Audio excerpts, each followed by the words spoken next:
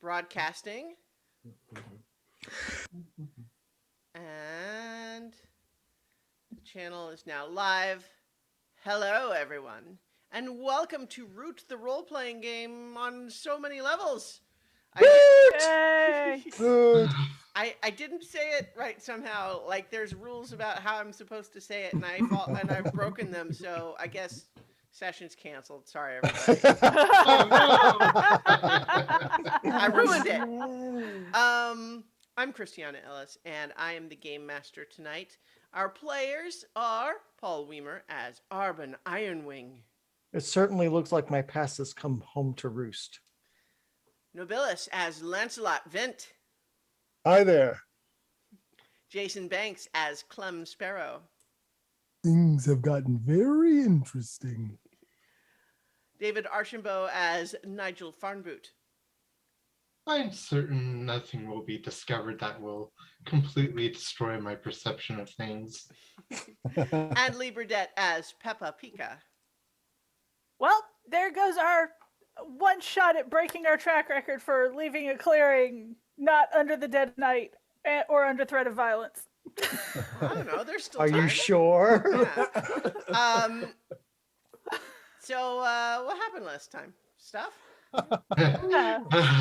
Nothing.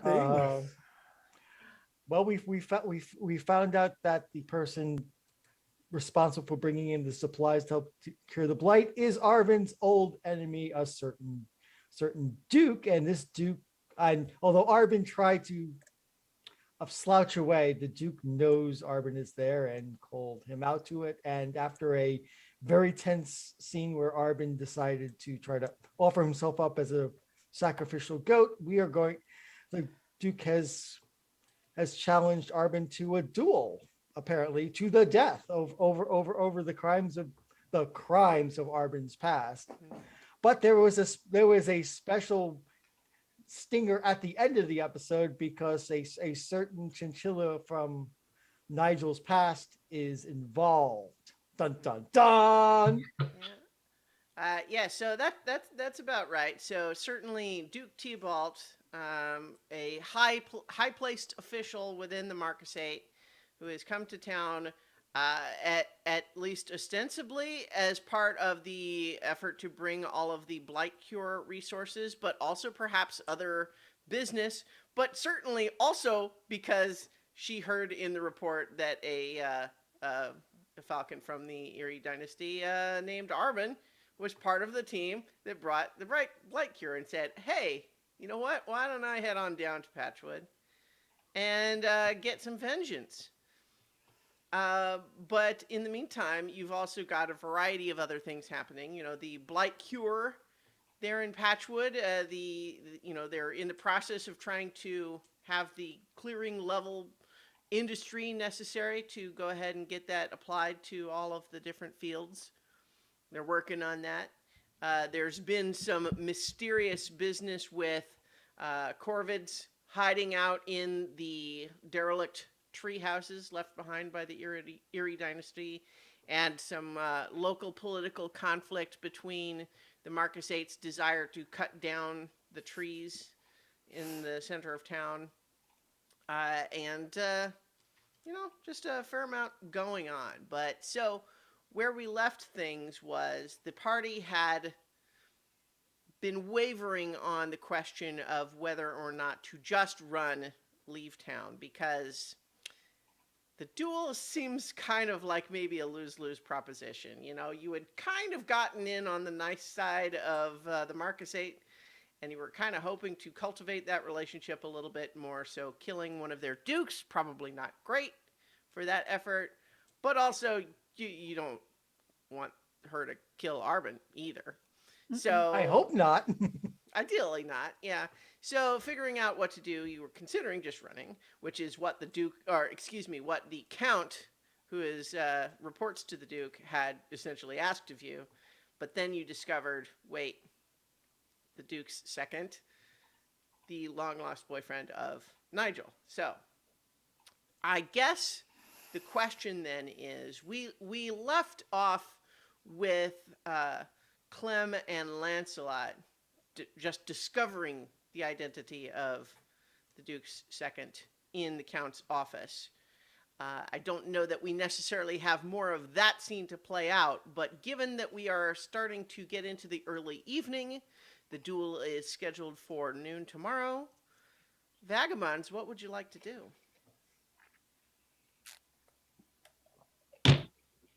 But by the way, at the point of before the conversation starts, on their way back, Clem looks at Nigel. Clem looks at Lance, and I'm like, "You're going to tell him."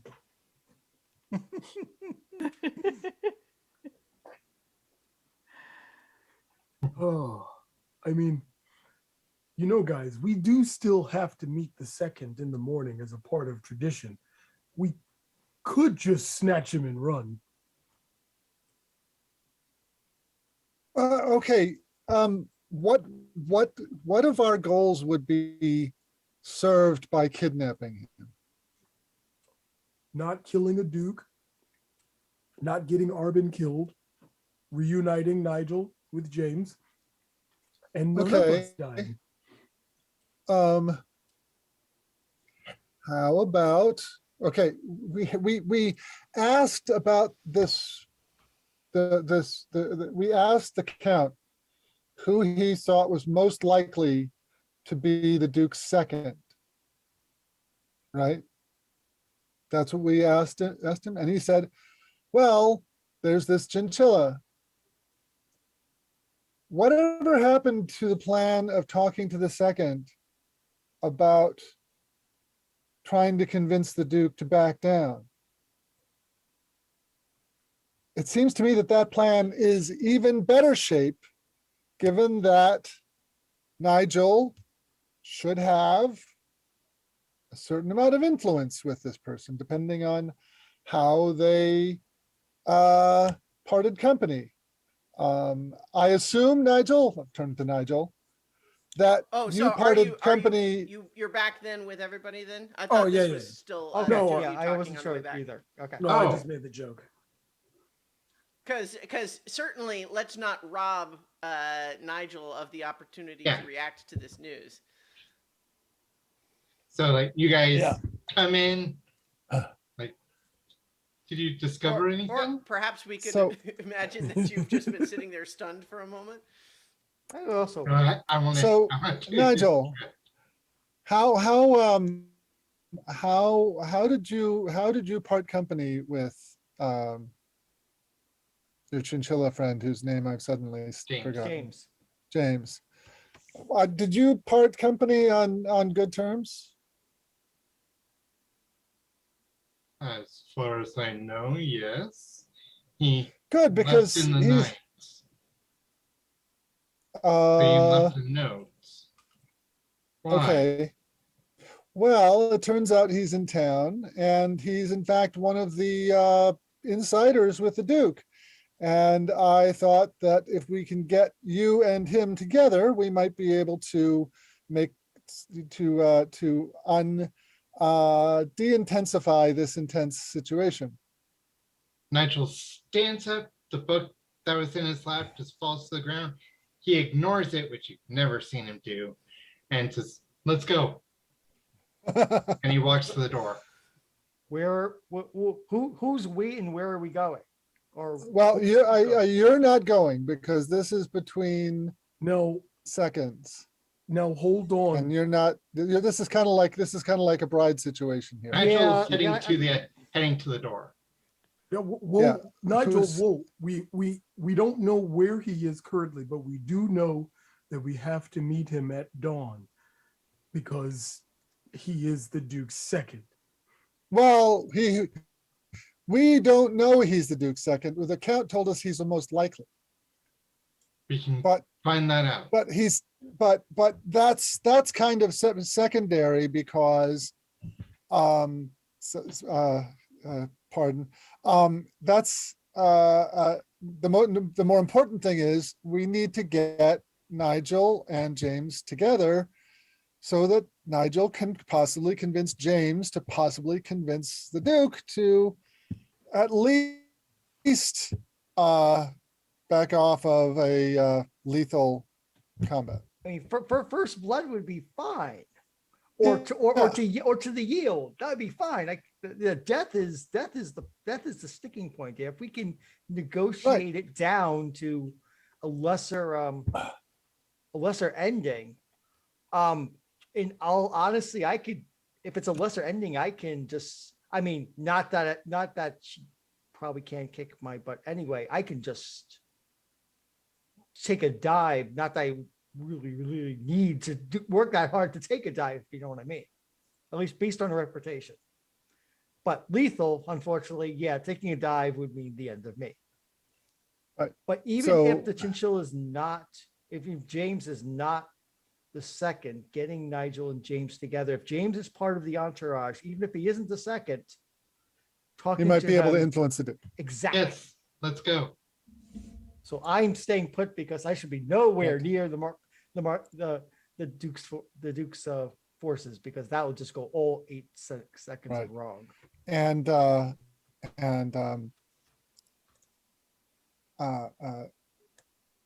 Clem, you need to be there because you're the second. Yep, Clem is my second. Clem has to go. So Clem, you're in charge of this expedition because you're the second. Right. I will, if you want me along, I will support you, but I have less reason to be there than you and Nigel. Well, the thing is, Right. are we trying to do No. this? Are we Is going to any, sorry, go ahead? but No, go ahead. no, is anybody like holding on to Nigel? Or like blocking his way to the door? Well, Clem is kind of still in the doorway. He's a Okay. little wide. Okay, so you have a turtle wall. Well, I mean, are you guys, you're in the room, or you could presumably Yeah, but you've like- gone in and closed the door and stuff, right? You're not like still Yeah, standing in like the not hallway. standing. Yeah, not in the hallway. No. But like you're standing in front of the door. Yeah. Okay. Nigel is looking real impatient. Looking from person to person, And considering trying to move Clem. That's not gonna go well, Nigel.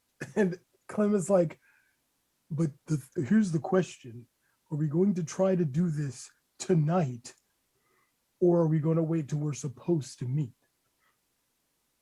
I'm going to try and find him tonight.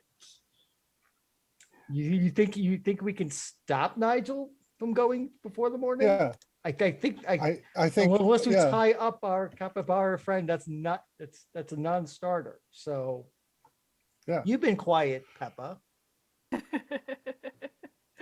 Just trying to She's figure just out how over I best they're how rubbing her best- hands together, looking forward to the mayhem. That's all. Yeah, no, I'm trying to figure out how to best support Nigel and get him some private time with his BF.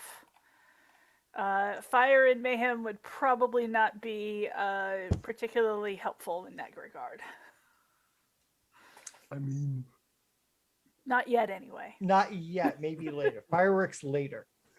if we can find But him tonight, still would be helpful. if we can find him tonight, we can see what we can do. But honestly, if we're having a powwow about what to do, I think so is the Duke and her second, or whomever she has chosen. I think what we should probably do is see if we can find someone who would know who she has chosen. Because the Count said he's the most likely, but the Count is technically not on her good graces either, because he let her know that he'd been working with Arvin. Yeah. Actually, maybe Nigel going looking for James is your best in. It's like, hey, we were, trying to talk and blast from the past. Can we have a couple of minutes to talk here? Maybe? Yeah, The direct I- approach. yeah. Just like go there and ask to talk to your friend. We can check the tavern to see if that's where they be, or we can just go to their compound. Either way. I mean, if he's that close to the Duke, would he be in up where the Count is, or would he be elsewhere? I'm assuming up with the Count in that area of town, Who knows? which means Wherever the Duke has requisitioned. One thing I'll say is that there were, because there was a number of troops that came in with the Duke, along with the people bringing in all the supplies and everything, that there was at least there were some efforts to set up a military encampment, like all the tents and everything, just outside of town, that you saw when you were leaving the meeting with the Count. Although it was still in progress, so they were still setting up there. how about we check that encampment that they were setting up when they arrived, and if he's not there, then we head to the area of town where the Count has residence along with the other officials in town. Or maybe just head to the tavern. I doubt James would be with the other officials in town. I mean, what business would he have there? But yeah, I agree. The camp would probably be the best place to start. Then shall we go? I think so. And to be fair, other than you, Arbin, I don't think anyone would protest against the rest of you coming. Although, but, well, we aren't going to the Duke. We're just going to the soldiers. I mean, but we All you have to do is walk up to the front, the guy standing guard, and say, "Hey, we're looking for a chinchilla." yeah." Well, Nigel will kind of put her arm around Clem, turn him gently, and go to open the door. and it goes like, "Well, I guess we're going. I'll try to be as smooth as you, Lancelot." Oh boy. Okay. Boy. So who Are you else? sure you don't want to go, Lancelot? Not if There's been a lot they of don't want- trouble. Not if they don't want Lancelot, me. you can come if you in fact, it might be better if you came, just so you can use your way with words. Isn't there? I seem to recall a play where the more silver-tongued person was using was putting the words into a less silver-tongued lover's mouth to try to win a heart. Yeah, and it went over so well, didn't it? It did Yeah. not go over well. If it was an easy way to do so, that- I would not mind, but I if you want me along, I'll come along. come along. Okay, I'm coming along. Moral support. Yeah. Moral support, Magpie. Is It's Peppa morally coming along supportive too? and definitely not talking. Is Peppa coming along too? Yeah. Okay. Your moral support, Magpie, is cheering you on silently from the shadows. Oh man. Now I'm just imagining Lancelot voiced by Leslie Nielsen or Steve Martin. Mm. Like, Just out of curiosity, what movie were you referring to or show? Cyrano de Bergerac? yeah, I was. Yes, yeah. Yeah, Okay. yeah. He. I think Paul was referencing the Bergerac, and I was referencing its modern day remake with Steve Martin called Roxanne. Yes, Okay. I was going originally. He was going modern. Okay. Yeah. Head out and Here we All go. right. So maybe try and move subtly, not be super obvious, but Well, I mean, can we don't want to be straight- sneaky. With being Yeah. sneaky, if you get caught being sneaky, then things happen. yeah, let's go creep around the military encampment late Well, at night. Yeah, I'm sure that'll be just Heading fine. there, but not being not announcing that we're heading there. kind of Sure, thing. sure. You're walking. Try to be casual. Yeah, yeah. Casual. Yes. So As casual as possible. So Arbin was staying behind. Who else? Or what was the group? I'm sorry, I Yeah, lost the I thread think there. I think I think the only one not going is Arvin because if he showed up in the soldier encampment, it probably wouldn't go well. Okay. No, things would go south fast. So everyone else is making their way into town. You know, the roadhouse where you're staying, of course, is a little bit outside of town, so you're walking through.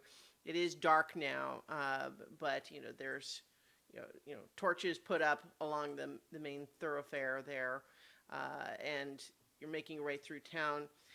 One of the things that you realize as you start getting close to the encampment is that although they have set up, tent encampments for a lot of the, soldiers that are in town, you realize there's not enough of them for all the people you saw coming into town. So some of the people who came through must have gone on somewhere else. Mhm.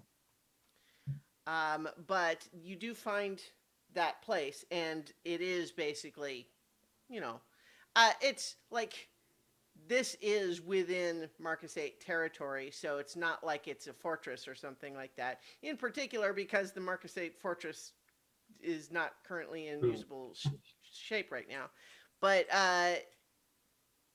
it is guarded, is the point. There are people who are, posted on the road, where the paths lead into that area, and there are people walking patrols around the perimeter of it. And these are cat soldiers, and so I think as you are getting close, one of them calls out, "Who goes there?"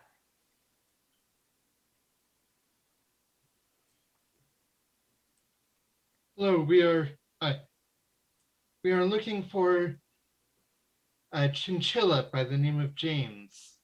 Are you aware of this person? "What business do you have with him?"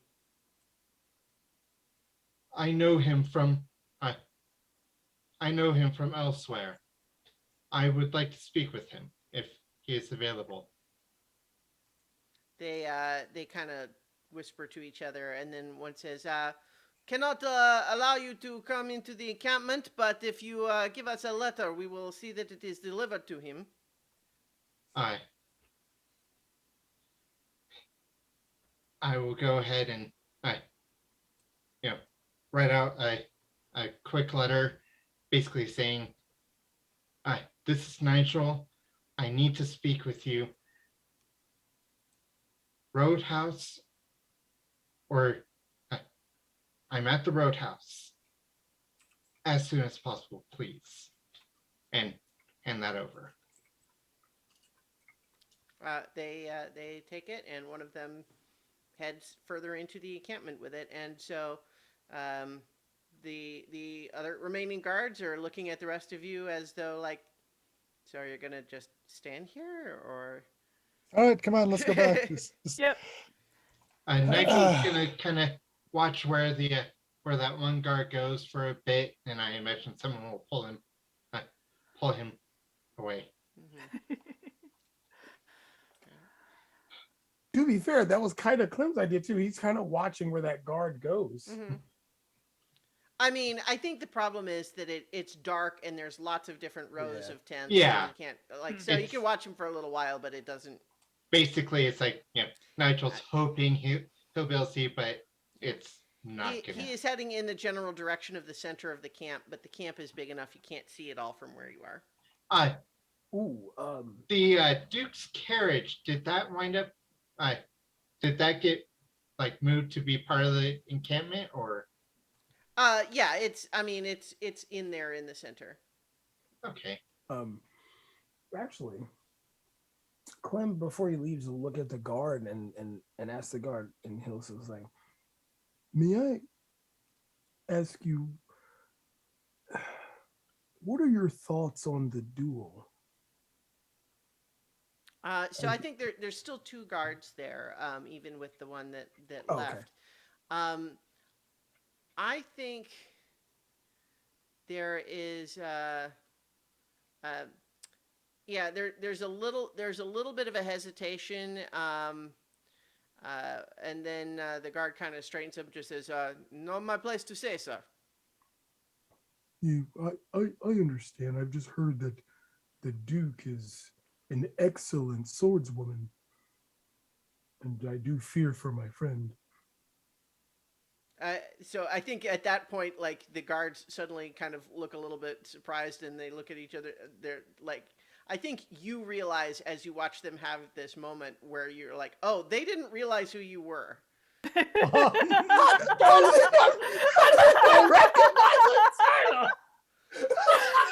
no, but Well, it's okay. dark. They're- it's fine. It's not that they didn't see that you were a turtle. Yeah. It's that they're new in town. That's right. They're They don't just know guards. there's a- They're like, so now Yeah. they say, "Oh, you're friends with the person who she's gonna fight." So I think it doesn't necessarily change their answer for you, but it's like there's just a moment of like, oh wait, now they look like they're actually just a little bit more wary. Like now it's maybe more suspicious that you're here. They're not necessarily hostile, they're just sort of alerted. This is separate. My desire to meet with him is separate from the duel. And Nigel Love. If you say so, kind sir. of head hung low. Clem just goes, you wouldn't happen to know who the second is going to be. We've not been informed, and I have to meet them in the morning. Go ahead and make a persuade an NPC roll. Let's try. Hopefully my dice were better than last one. Okay, that is a 7, but I have no charm, so that's a 7. Well, Right. that's a Well, partial. it is. They are unsure, well, so this, you know what? I think let's, instead of saying that was a persuade an NPC, because you weren't really offering them a strong motive or reasonable bribe. Like you're not really trying to convince them to do something other than just sort of talking them up, right? So let's call that a figure someone out instead, but same role. Yeah. So what I would say is, as this interaction where they're being a little reticent is continuing, you can hold one to get one of these questions of like, is your character telling the truth? What is your character really feeling? What does your character intend to do? What do they wish you would do? How could I get your character to blank? Right. So I think when you ask about the second, they kind of say, well, I mean, we assumed you knew it. It will be the chinchilla you asked about. Is this why you want to speak with him? And Clem is One like, reason. Clem is like, it is one of the reasons, but that is not why we're here tonight. What we're here tonight is because of my friend. They're friends from before, and he heard that he was here, and there's not many chinchillas around. Now, my main purpose is, yes, because I am the second, and again, I am very worried about my friend, as I've heard of the Duke's reputation, and I will actually try to trick an NPC to make them feel empathetic for me. Okay. I mean, do you want to use your hold yes. first? Okay. How do I get them to feel sorry for me? Because I am a Oh. lonely vagabond. Well, no, let's see, because Well, so if the question is, how could I get your character to feel sorry for me? Like, do you want them to feel sorry for you in particular? well, not actually. How would I get them to be honest? Well, like, what is your character really feeling is one of the questions. Yeah, you know what? That's fine. How would Okay. what are they actually feeling about this duel? Okay. So I think that when you're kind of talking about, you're not asking it straight out like that exactly. Right. But so I think as you're talking through this, they kind of just say, Well, I don't blame you necessarily for worrying about your friend. I mean, the Duke she is excellent uh, with the blade. I think you are right to worry, but I don't know. I mean, it seems like this whole thing, it's, a bit feels a bit silly to me. I mean, we are only staying in town now for this. We were supposed to move on to Sundale with the others. Clem kind of tilts his head a little and he goes, "This isn't normal. I thought that this was how this was supposed to be handled. I'm not familiar with the Marcus Sade's rules and structures on these things. I'm a man of science more than combat. So are you saying that this isn't normal?" Well, I mean, duels will happen. Your friend, from what I hear, he kills an important person that Duke cares about very much. I mean, but at the same time, I mean, we are fighting a war here in the woodlands. This seems not necessarily like they're looking at each other a little bit like they're making sure they both feel the same so that they don't it's like I don't want to get written up by my buddy here because I'm talking bad about the Duke. It's just like obviously the Duke is in charge. She gets to say what happens, but this represents a change to the plan that we were all told. The order suddenly changed. This makes it a little bit stressful for us to know what is going to happen. And, we are not necessarily worried that she will fall in the duel, but it also just represents, at best, it represents a delay in our troop movements. Hmm. Wow. Oh boy. This makes me even more worried if this isn't how things are normally handled. Well, I mean, it is not. This is, we are dispatched to expand the borders of the Marquisate and to bring civilization to more of the woodland. And now here we are building a fighting pit. Yes, so civilized. All right. We've delivered our message. Yeah. Do we have any further business here? I mean, You're asking your friends, not the guard. yes. Yeah. Yeah. Clem is just like, well, thank you. I have a lot to think about. Well, I mean, between you and me, I think you save everybody a lot of trouble if your friend just kind of never shows up tomorrow. Yeah. Clem kind of chuckles and says, "We've heard that several times. It's seeming to be like a very good idea." I guess while Clem is delaying, Nigel's kind of keeping an eye on camp, hoping for a sight of James. But Yeah, that was part of the plan, that maybe he would get the letter and peek out somewhere. But alrighty. Yeah. Or if that's going to happen, it hasn't happened yet. So. Right. yeah, Yeah. Well, he knows where we are. And, of course, if he asks these fine gentlemen, then they can tell him that we are also friends of Arbin. So as the second, he can join us for breakfast to talk over arrangements and see Nigel. And I think we're good. We've got as much as we can set up. Right. All right. So back to the roadhouse, guys. Yep. Yeah. Although I don't We think need to tell Arvin what happened. Yeah, and I Yeah. don't think Nigel will be sleeping tonight. Well, we'll see what happens. Yeah.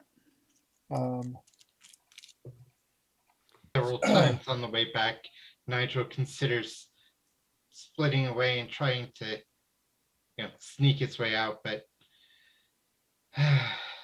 Peppa wraps a wing around his shoulder. Tough break, buddy. Come on. And Okay. Clemens like, I mean, you can judge the result of all this by whether he sneaks out to come to you. True. and also, it doesn't sound like though at least those two guys are very happy about this duel. Yeah. And if they are, I mean, they are only two, but if this is thrown, Representative, yeah. if this representative, Lancelot, you're that golden voice of yours might be more useful now more than ever. Yeah, I've been thinking about composing something satirical about the Duke's bravery and in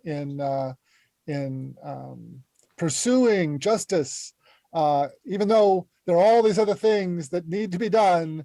But that's not important. What's important is justice, and then having a kind of a verse about that, and then this thing that needs to be dealt with. But that's not important. What's important is justice, and then another verse about the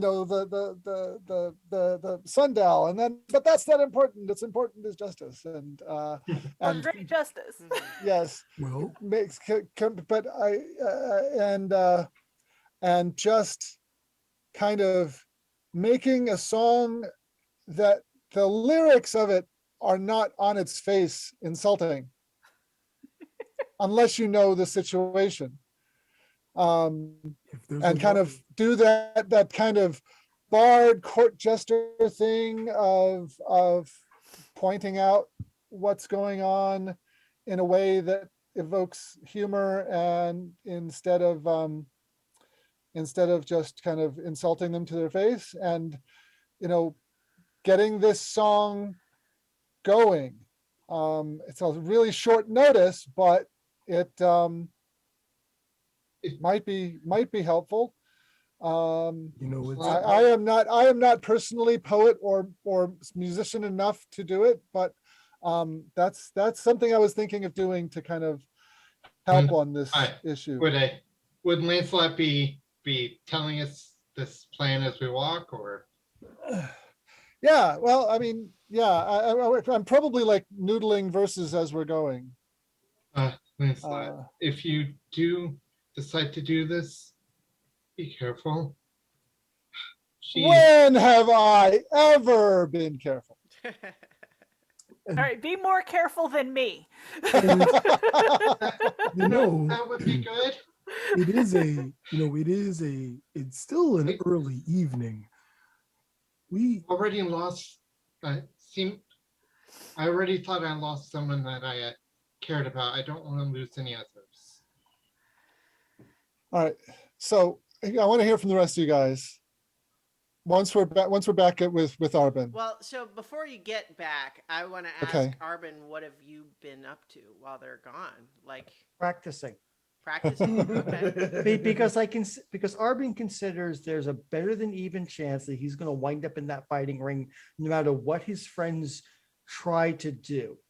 So, I mean, he doesn't really want to die. Yes, he offered his life to the Duke, but that was kind of like to save his friends.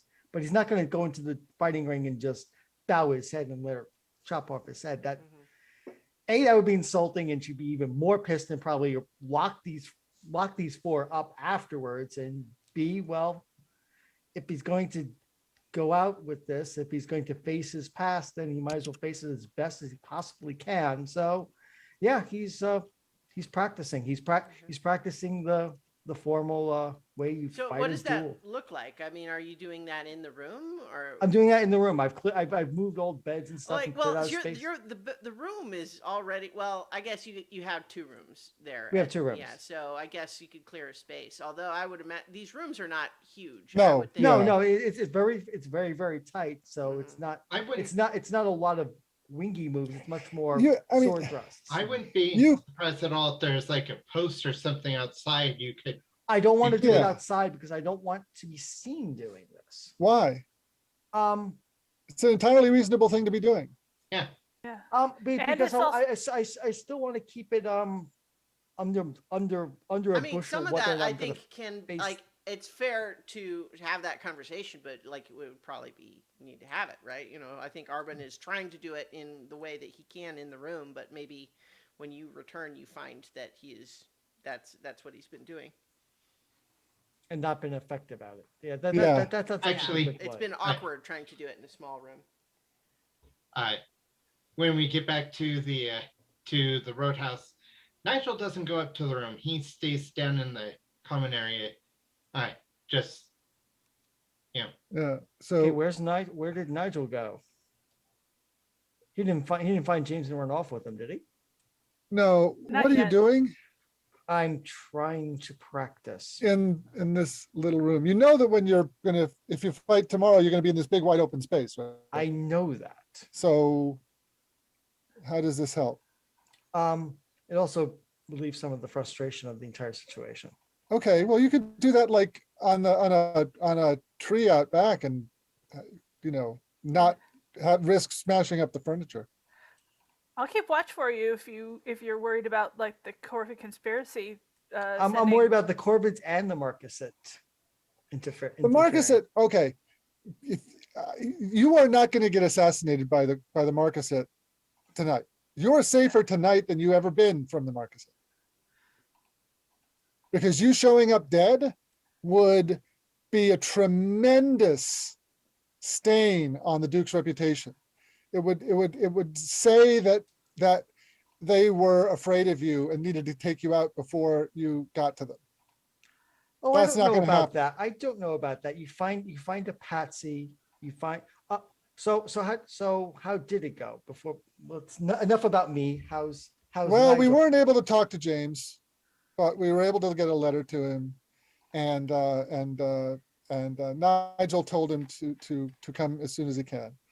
I mean, there. If it And he is wasn't for the confirmed. fact,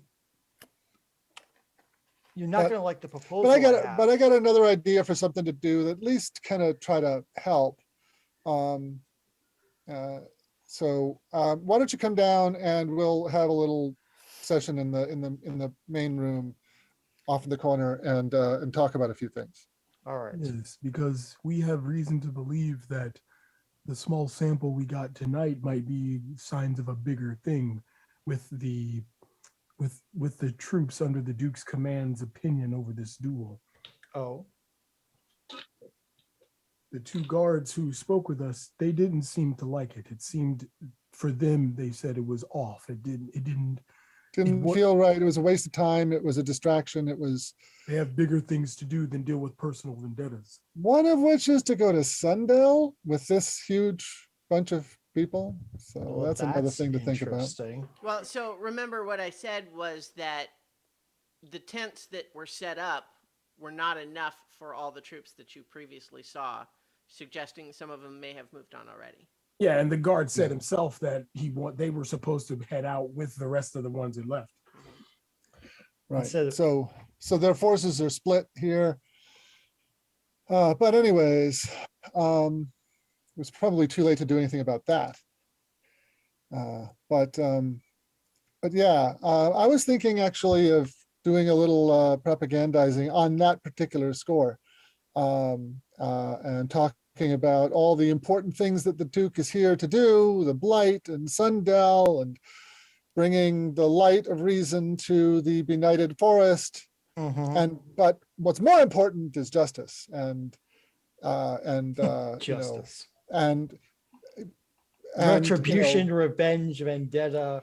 well, see, I personal- was going, if I say it in a way that isn't flattering to the Duke, then then they're going to shut me up. But if I say it in a way that's flattering, but nevertheless highlights the problem, then I might be able to get away with it. I see Um, the spoonful and of so- sugar approach. Right. I So see. I was gonna go and just start. I've been working out this song over the past few hours. I'm using a tune that everybody already knows and just composing words. I have this it's kind of like a folk song, only I just made it up, so it's not really folk song. It's yet I don't know, maybe a folk song or a folk song or something like that. But you certainly can use the chords and tune of an older song. for Yeah, the tone. use a chord. I- Yeah, I encountered a part of the Old Erie Dynasty that took a drinking song and turned it into their anthem of their clearing. They just changed So- the words. yeah. So I'm going to do something like that and just go around singing that around town and try and kind of influence things on a kind of a groundswell level. Hopefully, Nigel can get to James and influence things on a more personal level, and just kind of in general, kind of focus attention on the Duke and get people just in general more likely to try and change the Duke's mind.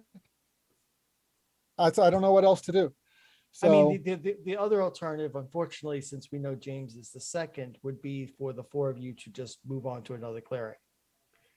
I Yeah, show not up gonna with happen. I show up no, with our I second. think my I think our second- chances are, I think our chances are better if James is the second, depending on how he and Nigel get along. Hmm. So, anyways, I'm wasting time here that I could be out singing. You should go um, sing. I'm gonna go do that. I guess I will Um, go outside and practice outside, although And Clem picks up his hammer and says, "If I'm the Yes? second, then I should help you spar." you probably should. I mean, in theory, under the rules, if I am incapacitated before the duel, the second's supposed to take my place. So that's also, so in theory, not that this has happened, if the Corbids were to assassinate me outside now, you would be expected to take the duel in my place, Clem chuckles and goes, Clem. "Well, if that ends up happening, I'll try my best to squish the Duke between my shell and a hard place." It happens very, very rarely, but enough that it's known, it's known procedure. But I think- wouldn't want to fight James the chinchilla, though. That would be the worst of all possible options on the other side. Although, if that happened, maybe he would change it to first. That would be more coarse to change it to first blood. Or But once to the you. terms are set, that it's kind of hard to change that cart once it's gone down the one track. oh, I think Lancelot's song might have a little something to say about that. Well, Especially if those guards are as flabbergasted and frustrated as they seem. A lot of them who aren't pulling guard shifts will probably be drinking tonight. And again, Lancelot is the face, so he'll have more sway than if I was up there trying to belt out notes. indeed. Peppa thought you've been quiet again. And that causes you to worry, does it? How long have I known you? Long enough to worry. Exactly. And and Clem is like, and also, I can't. He's like, you may still have a Molotov cocktail on you, and if it just so happens that the Duke's house was burned down tonight, I wouldn't put it far past you. Do I have Molotov cocktail on me? You I think I've might already have used the it. makings of you. I think they Yeah. also don't last, right? Like you don't make a Yeah. Molotov cocktail and then keep it No. for weeks. I No. think Like- I've actually used it Hmm. Yeah. already. Yeah. May Well, have. you used the one you had previously made in the alley fight in Pinehorn. Yeah. Oh, that's right. We did singe that dude, didn't we? Yeah. Yeah. Yes, we did. Sadly. So Yeah. so Should have saved it for Rhodia. So no Well, arson. also though, I mean, a Molotov cocktail is not like hard to make is not one of its properties. Yeah. As long as you get the right alcohol ingredients, yeah. All right, let's go outside, Clem. Coming, Peppa. Yep, I will come. I to I watch. take it. I will put a companionable hand on Nigel's shoulder because Well, I'm okay, guessing that Nigel he's was still downstairs, yeah. downstairs, which Yeah, is he's I was just downstairs, way about to down. I ask. thought this was, Nigel, I thought are this was you all s- downstairs. Well, thought I was this just was gonna happening downstairs. hold on. Yeah. Hold on. You guys were not having that conversation in the common room, were you? No. That Okay. was in the room because Nigel stayed down to wait on to see if. Oh. Well, that's why then- I was just going to ask Nigel. Are you still there when they left you unattended in the common room? Nigel is still there, Okay. at least for now. All right. So his eyes are like locked on the door, and Mhm. if anybody sees the page he's been writing on, it's scribbles and doodles and like just completely unfocused. You know, he's not actually getting anything down Mhm. at this time. And like, if door opens, he perks up, and when it some other denizen, it's like, nah, maybe uh Mark State, someone in a Mark State uniform comes in, and he you know, you know pays a little more attention, but Mhm. Okay. at the moment he's behaving. All right. So I guess if Arbin and Clem and Peppa were coming down, then in the process they would see Nigel in that state.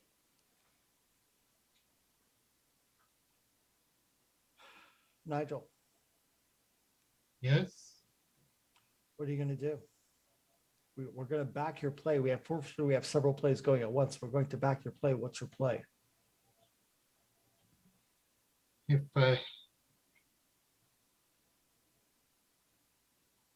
I will wait for him, but I can't wait in here forever. Okay, I'm understood. going to have to do something eventually. I might have to risk issues by taking the stealthy approach. You're surprisingly hard to see when you want to be. Thank you.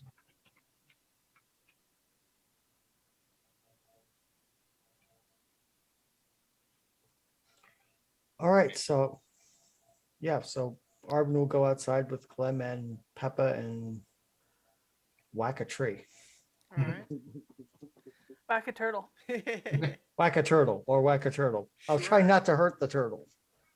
Oh, the turtle's got lots of wear on that show. I think that there are people who kind of gather to watch because that I think news has gotten around. And Yeah, how many Armor Falcons are there in this clearing? Well, yeah, and also you're the one with the big fancy Erie Dynasty armor and sword, and you're coming down, and you're gonna go like nearby this Oh, pub yes. to start practicing. People are gonna And come you watch, wondered why I right? wanted to do this in the room. Yeah. So As bad as it was. So, Lancelot, you're staying in the room to work on your song? Is that what you're I would like to say that I've already composed it. It's a matter of just writing words to a tune I already know, and I'm going to start performing it. And I'm going to start in the Roadhouse itself, and then I'm going to go and find anywhere where there's people who might listen, and especially if there's Marcusite folks who are like away from the camp or something like that. Mm-hmm. So yeah, maybe sing a few verses from a place that's audible inside their camp. And yeah, and yeah, I'm just going to see what kind of influence I can have that way. I think there's going to be a lot of variation depending on where you're doing it, right? Because the Roadhouse is not like the crowd. Yeah, that's there a is friendly primarily- crowd. Yeah, well, yeah, but it's also mostly denizens, not so much Marcus Right. people, right? Right. So. Well, see, the reason I would present it to denizens Uh huh. Well, no, is to I'm get not. them singing it elsewhere and passing it around. Sure, I'm okay. trying to get like now I realize it's very short notice, Oh, but yeah, I know. I'm just saying that depending on where you're doing it is going to make a difference on how it's going, right? So it's like that's Right. why I wanted to Yeah. just have you Yeah. clarify what you're doing. Yeah. Right. So you're coming down first to just do it here in. I'm going to give it a Roadhouse? test drive in the Roadhouse and then move on from there. Okay, so I think you do have that orator move. Yeah. But yeah. but the thing is, the song that you've described doesn't really call for action, right? Yeah. Well, how about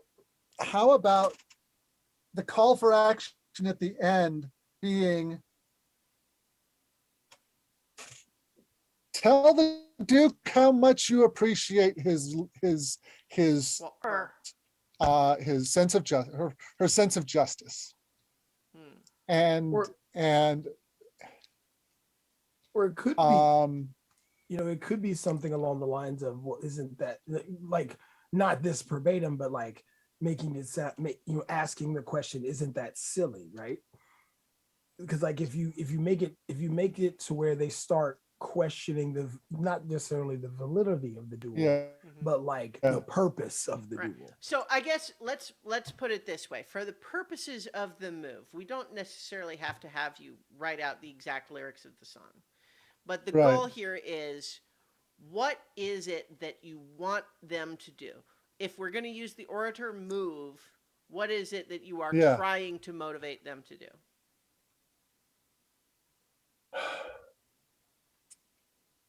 What I'm trying to motivate them to do is to demonstrate outside the Marcusate camp, calling for the Duke to call off the duel. Okay. Okay. Ooh, because we did help them solve the blight. Well, yeah. So I feel like we've got. I want to try to tease out some of what's going on here, because I think it matters in some respects, because you've got some conflicting priorities, right? Because on the one Yeah. hand, if what you want to, because especially the problem is you've got multiple audiences, right? So it's one hand to say, to try to persuade the Marcusate soldiers, yeah, this is a waste of time. What is going on here? But the denizens necessarily aren't necessarily, like, that's not Yeah. what they're worried about. But also, by the same token, we were just establishing that maybe they're going down to kind of watch Arbin train. Like, you don't, so it depends on, like, does the song imply that he is an unworthy opponent, or like how is that working out exactly? I'm not actually talking about Arbin that much. Mm-hmm. Well, you know what? I'm going to say actually that in the chorus, the part where he's out for justice, Mm-hmm. that the Duke is going to butcher this this miscreant who had the gall to get in a duel with someone that the Duke one of the Duke's people, and it's really kind of it's satire, right? It's from the Marcusate point of view, taking their position, taking the Duke's position, and never and making all the flaws in what the Duke is pursuing evident by talking about how great it is. Mm-hmm. And I am not the satirist Sure. that Well, Lancelot is. so may I So suggest that's then that how- like, I will even allow that you've got slightly tweaked versions or different sets of verses for Right. the different audiences, but Yeah. but maybe part of what's going on here is with the denizens is that they now know Arbin as part of the group that has come and brought the cure to the Yeah. blight, and so there's a little bit of a, satirical saying, thank goodness the Duke is here to eliminate this criminal, and just pointing to, like, the Yeah. noble bird who's out there training with the sword who came and helped the town. Right. Yeah. That's the kind of thing I'm going for. Sure. Okay. And All right. So what and you're and motivating? for the denizen crowd, that's probably Right. yeah.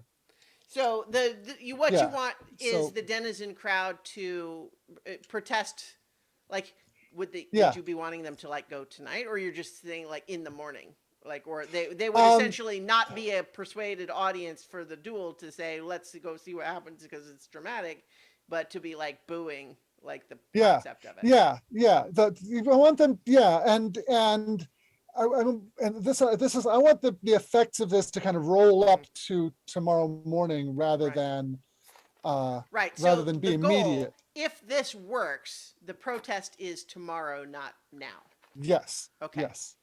Yes. And in particular, like, you know that some of the denizens are going to be receptive to some of this audio message in general, because even though some of them are actually like happy that the Marcus 8's in town, like some are not, but some are. But even Yeah. still, it's going to be a little bit of like, is this what the Marcus 8 is bringing to Patchwood? Right. Right. Fights in the street to the death. Like Yeah. that's what we're getting.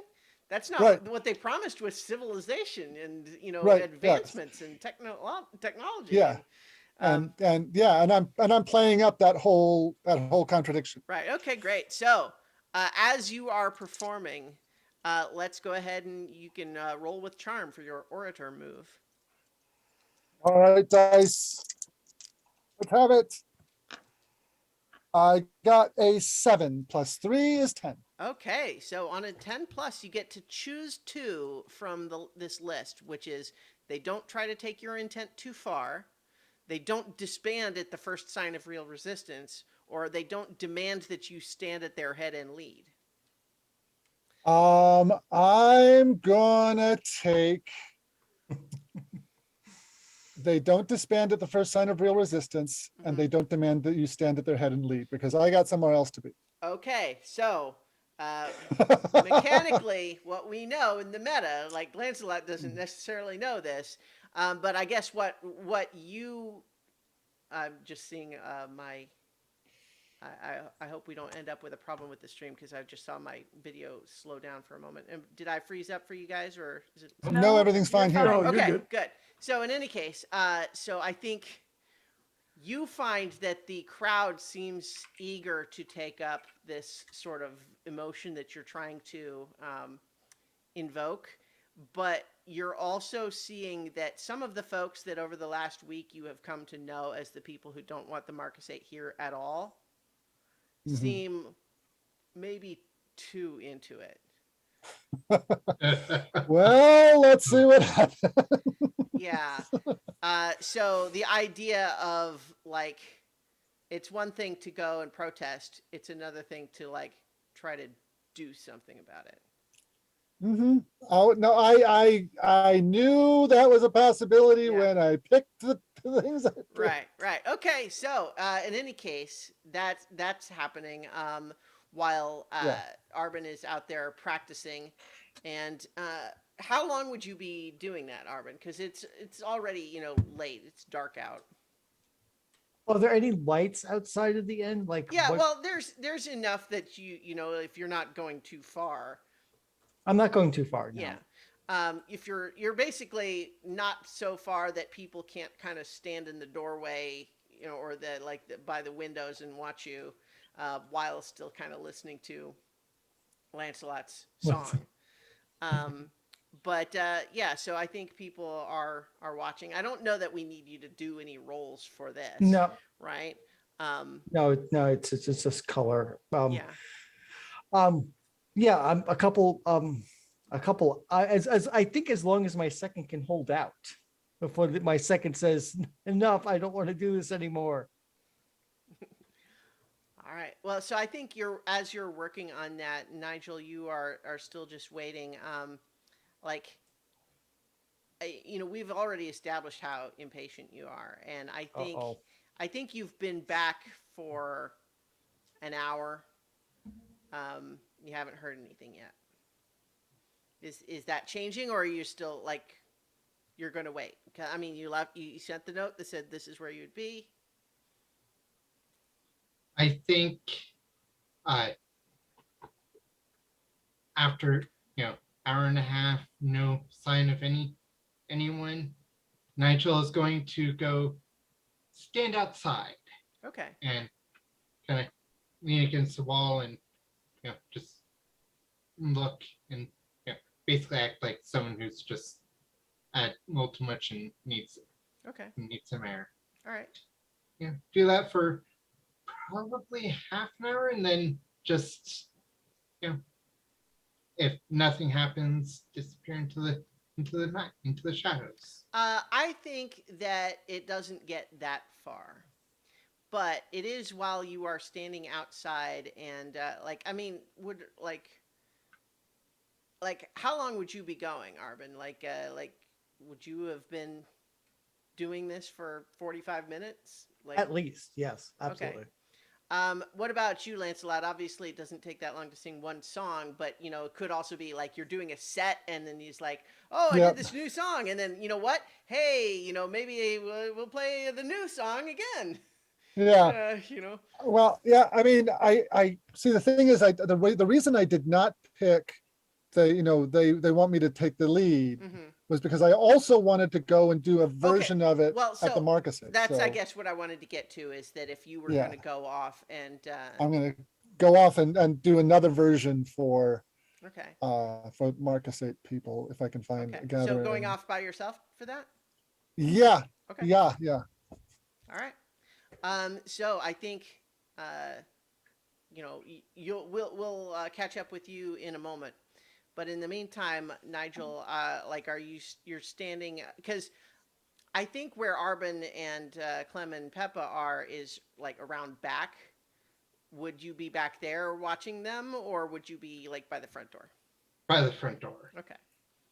All right. So I think as you are there, eventually you do see someone coming towards you in towards the building in wearing a cloak. This is a slight individual. It's definitely not James. But they get a little closer, and then they see you standing there. Pull back the hood, and it is a young cat soldier who looks to you and says, "Are you Nigel?" Who are you? "I am a messenger. Are you Nigel? Yes. Come with me, please." Okay. All right. And they are leading you away. Uh-oh. Look how we can cover this. All right. Nobody else is even there to like. So Yeah, I'm too busy I- whacking at Clem. Yep. That's how it goes. All right. So I think they lead you a little ways away, and I think you're out of the area that is lit by any kind of like, you know, lighting or torch supplies or, you know, or anything like that here in town. You're kind of in the space in between town and in the roadhouse, and there's moon tonight enough that you can kind of see where you're going more or less, but it is dark. And they bring you to around a sort of small. I think you're heading towards one of these patches of trees. You know, one of the more outer lying ones, and the cat soldier you're following stops and kind of just gestures in there. Okay. And Nigel will go trying to keep aware. Mm-hmm. Right. Yeah. So there's as you're heading in there, like, how are you approaching? Are you trying to sneak in or do anything like that? You're just walking in. I think he is going to sneak in, but yeah, sneak in. Okay. Well, let's have you go ahead and attempt a roguish feat then. And There's a that roll is- with finesse. that is a 9. Okay. So I think on on a 9, hold on. I always lose track of the attempt a roguish feat move. Oh, there we go. So on a hit, you achieve your goal. You can either, with 7 to 9, you can either mark exhaustion or accept one risk of this particular feat, which is break something, draw unwanted attention, plunge into danger. Yeah, exhaustion makes a lot of sense because Okay. Nigel is nervous. Yeah, that makes sense to me that you're moving slow, but like we can just sort of like camera can see how tense you are. And I think what happens is that as you are sneaking in, you are sneaky enough that you get to a small clearing where you see another cloaked individual with proportions that suggest this could be James, and they have not noticed your approach. They seem to be waiting. I will go stand just a little bit away, lean against a tree, and say, "Hello, James." They suddenly whirl with a sword. Like purposely out of sword. Sure. But like, this is not an attack. This is like a oh god, sort of like you startled them, because you snuck in. uh, but they see you and immediately just drop the sword, and they come in, and there's this moment where you can see that their instinct is to just go in for a big hug, but there's a last second hesitation of like trying to read whether you are receptive to that or not. Nigel will, when he starts going in for a hug, Nigel will just finish and just Okay. bring him in. Yeah, so I think for a while it's just a hug.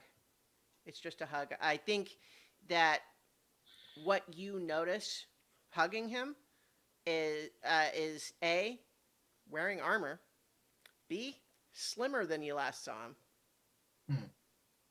Like, still fluffy where it counts. But, I mean, it's been a while since you hugged him, but, the texture is different with armor on, and also, it's easier to get your arms around him a little bit compared to the last time. I see you've been getting plenty of exercise. He just kind of laughs into your shoulder and says, Nigel, what are you doing here? When you left without telling me, without an explanation, with all I knew is that you came to the woodlands, and I wanted to make sure you were okay.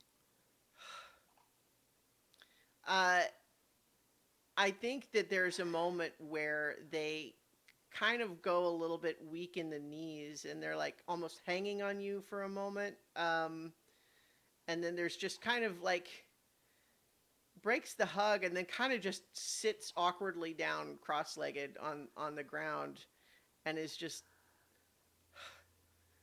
what a couple of fools we are. Or at least me. Oh, I wrote to you, and then I didn't receive replies, so I thought that... I didn't receive anything. Well, you didn't receive anything because you're not home, right? Okay, I stayed back for a little bit, but so in the time I was home, I never received. Well, okay, but how long was that? My assumption, based on the way you had described it, was that it was not long. Few months at most. Oh, I mean, okay, so I had assumed it was less time than that based on your description previously, which is they went off mysteriously and I followed them. Okay. Okay. Or it could be just that the mail is slow. Yeah. Well, it is for sure, but perhaps I wasn't patient enough, which, given what I've come up with around here, makes sense. I don't have patience. They've got kind of just hand on their face and just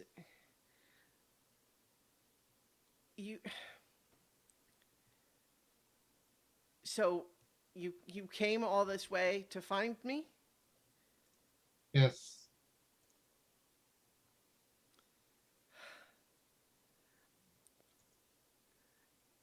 You're in a real mess, Nigel. I know.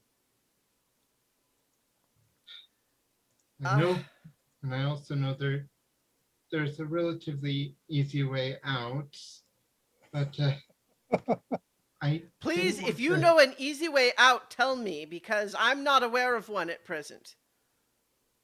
Well, sure. If if I told the rest of the end team I'd be okay with it, we'd be gone before morning.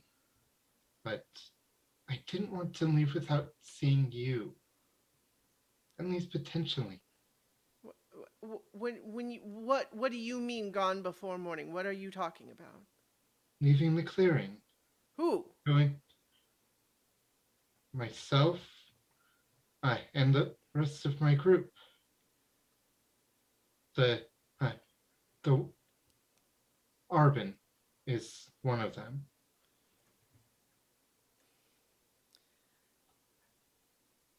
I Nigel, I don't want you to go, but I can't leave.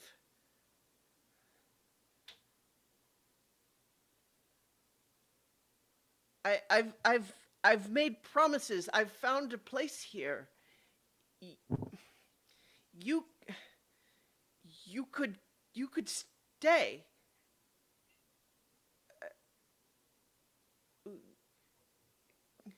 Could you stay?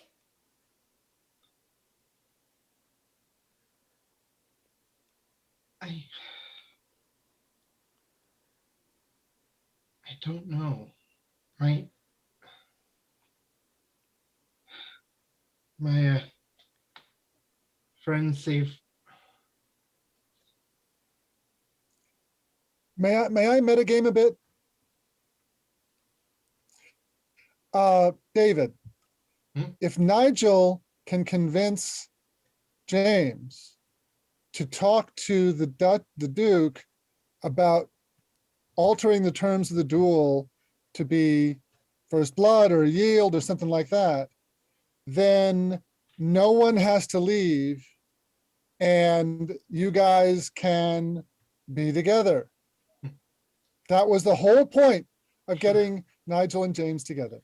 Oh, I didn't know if that you'd Uh, remembered that. fair, but it's also Nigel's scene. I understand Yeah, that. sure. Yeah. I just, Yeah. I felt like there was a bit of a record scratch for me because we had kind of talked about this a good deal and had not been Yeah. it, and then Okay. suddenly we're off the rails again. So Okay. So uh, I'm not telling you to do that. If you've got a good reason not to, fine, but Mhm. that's what we had discussed. with the threat to my friend's life, I cannot stay. I understand the purpose behind the duel, but for it to be to the death, that just doesn't make sense. I think Arbin would, I know Arbin would accept any other consequence, Of to any other term. of all people for you to make friends with, Nigel, what have you done here? I we help, you know, we help this clearing. We, I helped discover the cure for the blight going to that would otherwise cause these people to starve. I, I that is exactly the sort of thing that I would hope expect from you as a traveling adventurer. But uh, I mean, your friend though, like he's he killed a lord. He did not mean to. He slipped. I've seen Arbin. You know, you know, he does not wish to cause any harm that is unnecessary. You know, if circumstances had allowed him to leave that man alive, he would have. You know, nothing inside of his control allowed him, or nothing inside of his control made him do it.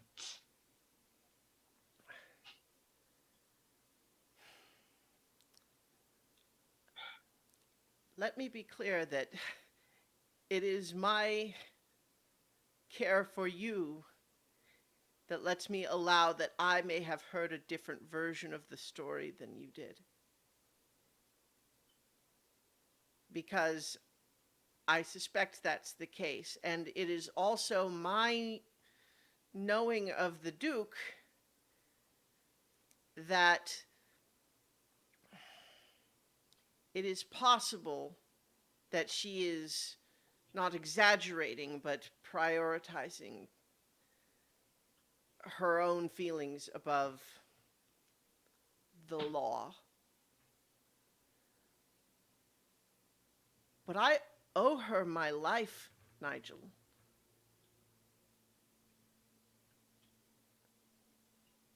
I have sworn to her service.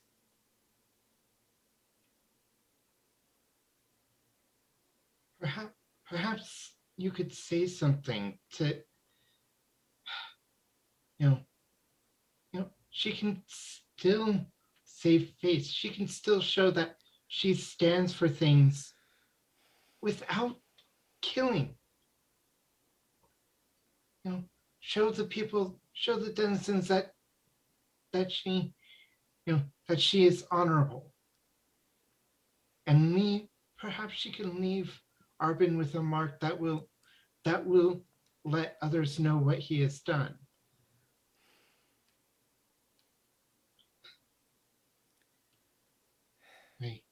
I imagine if need be, he would even give up his connection to the dynasty if that meant he could have some iota of forgiveness. I don't think that enters into the Duke's issue here. She sees this as justice for her slain bannerman. And although a duel to the death is not what is usually done, it is unusual circumstances here. And to be honest, Nigel, before I knew that you were involved, I was frustrated at the delay, but hopeful that she would just be able to make short work of the duel and then we could move on. I think let me say this, it will be difficult to persuade her otherwise. Is this like this Arbin, he would agree to a reduction of terms? Yes. You know what else he lost because of that mistake? He lost the chance at love. The very reason he told us for the duel initially was he wanted the hand of the man's daughter, and he objected. I worry, Nigel, that you're too naive in this matter. But I don't know this man. I don't know this Arbin the way that you do. But by the same token, I hope that you'd understand that you don't know the Duke the way that I do. I'm sure that you see some tyrant who is just on some irrational vendetta. I don't see a tyrant, though I do see someone that is that is in pain and does not allow you know, thought to pierce the pain. And there've been there's been times when I understood that, but I had my friends to help keep that from overwhelming me.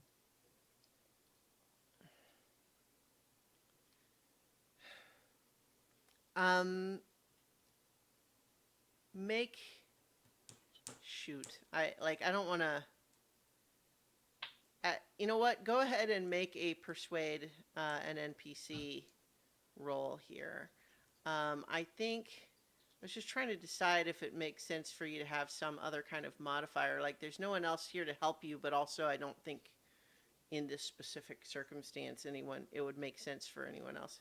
So I guess what Perhaps I'll say is drifting over the air from a distant No. part, there's a song that is coming through well, at the right moment. I don't think I'm going to accept any help here, but I am also interpreting any result within the context of the fiction here. So Right. Maybe basically instead of having a -1, I have a 0. well, no, I think we roll the roll, and it's just a matter of like whatever comes of it is going to be. With my -1, it's a 10. Whoa! It was meant to be. Yeah. Oh. Uh, Oh. so I think that there's just this moment where, like, go ahead and role play here the actual ask. If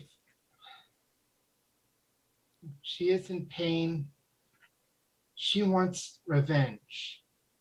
And what better revenge is would it be than a mark, a permanent mark to let others know that she will punish, but not go too far. She has the control befitting of a duke.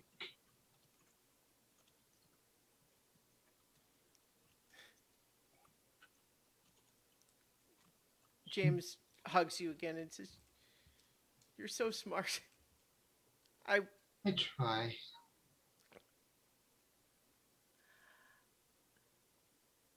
I will do my best to persuade her of this. I can't promise anything. I have to go. I was barely able to get away.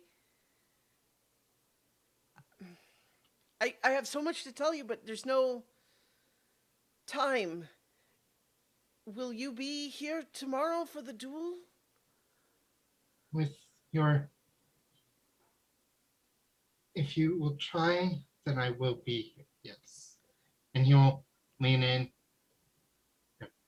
give James a gentle kiss on the cheek. I love you. There's like a tear comes down. I had thought that you had moved on. I have to go back to the camp. Do you have to go back to your friends?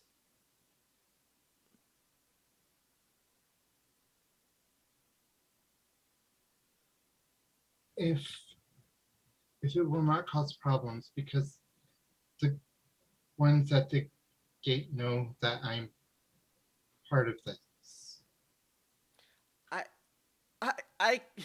I can handle the guards. I will go. Wait. I will go with you. Okay, I was confused there for a second. Please, come.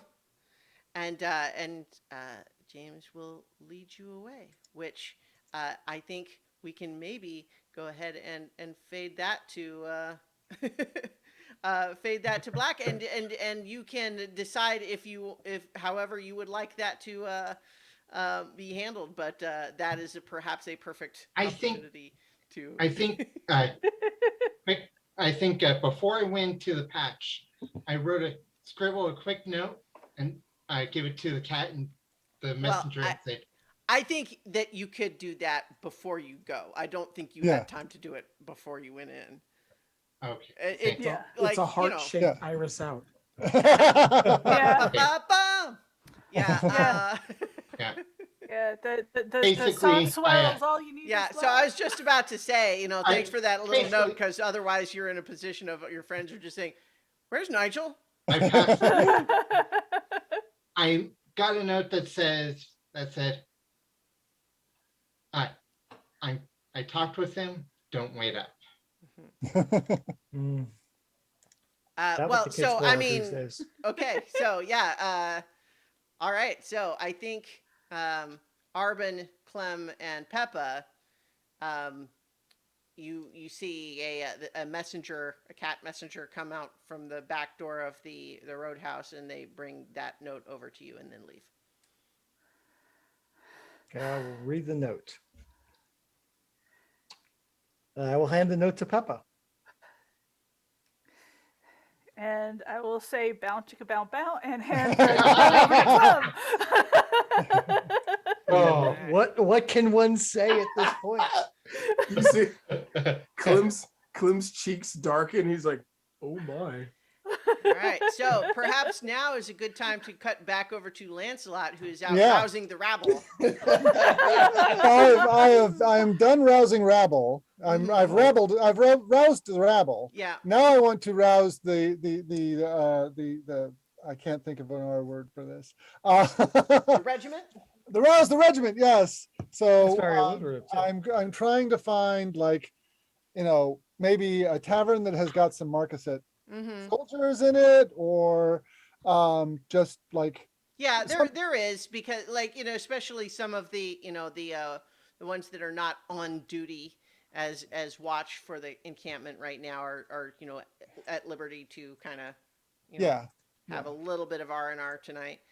So I think you find the place where they've essentially just taken over the Patchwood Tavern. yeah. So this is a slightly different version. Mm-hmm. And I'm not sure that I even want them to take action now, but I'm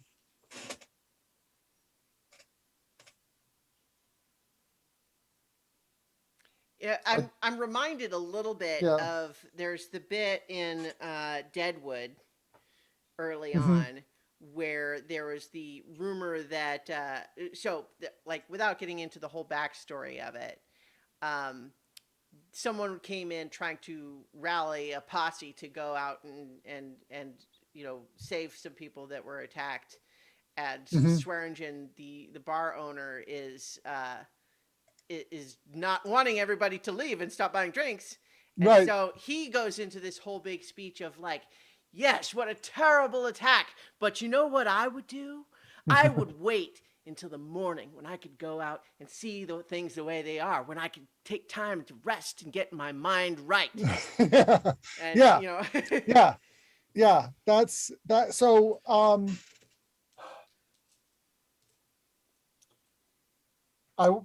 not, again, not trying to tell them what to do. Mhm.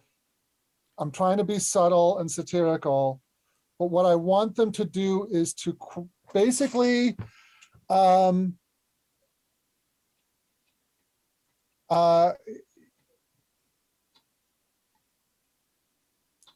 question I want them to be uncertain about the Duke's mental state. Okay.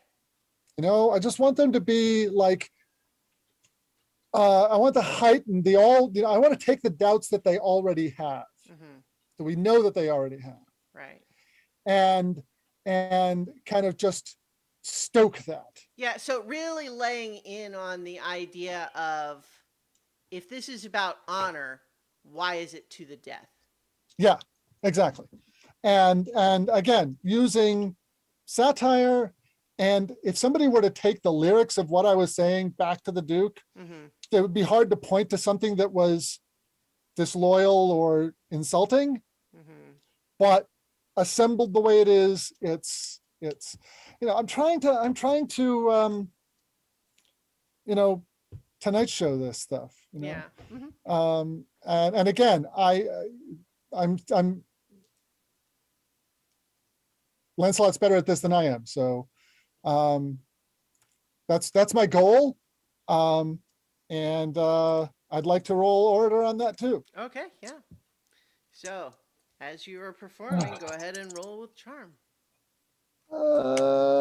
6 + 3 is 9. Okay. So that means you get to choose one of those three options, which is they don't try to take your intent too far, they don't disband at the first sign of real resistance, they don't demand that you stand at their head and lead.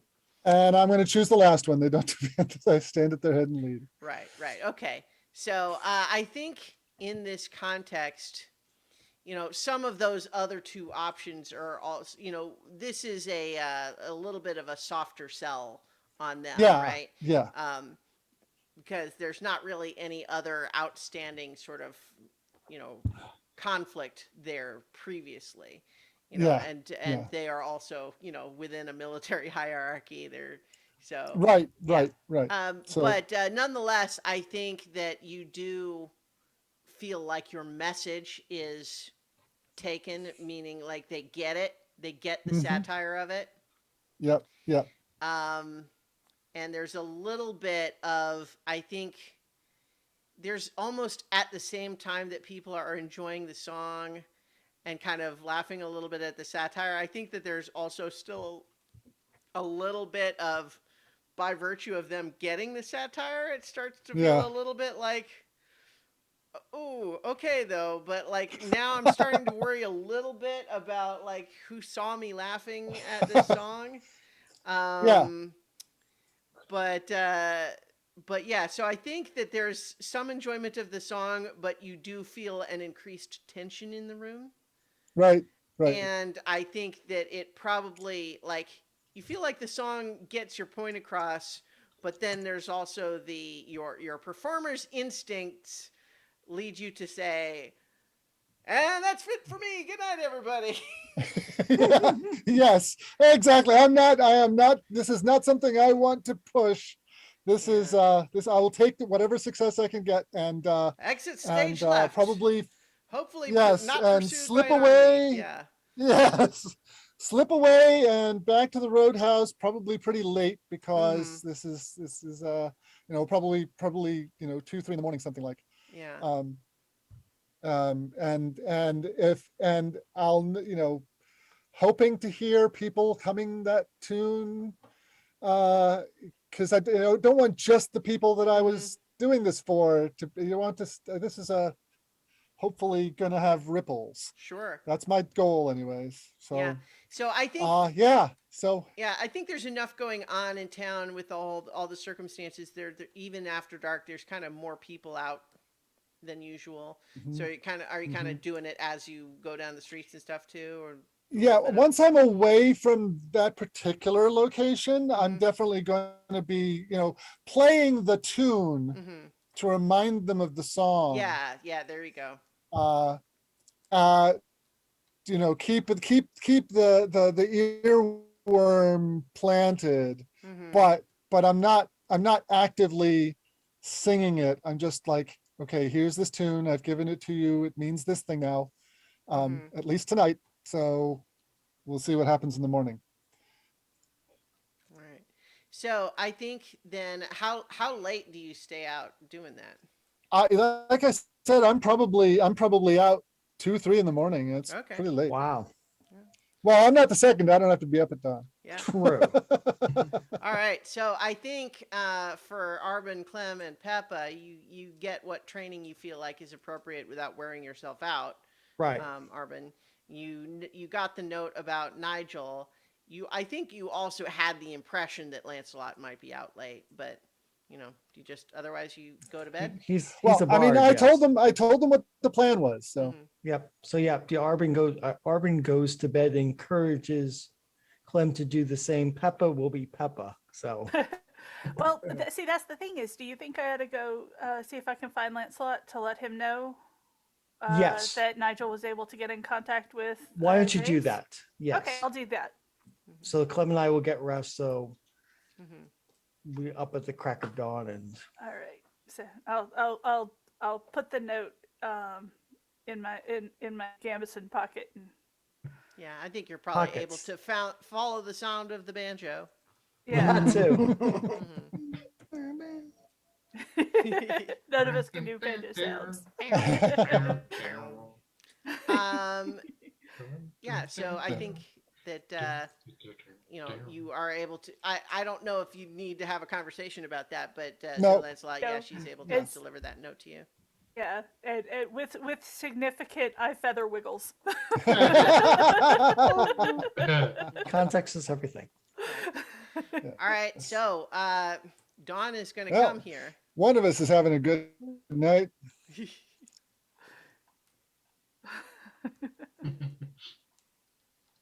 All right, so Dawn is going to come here.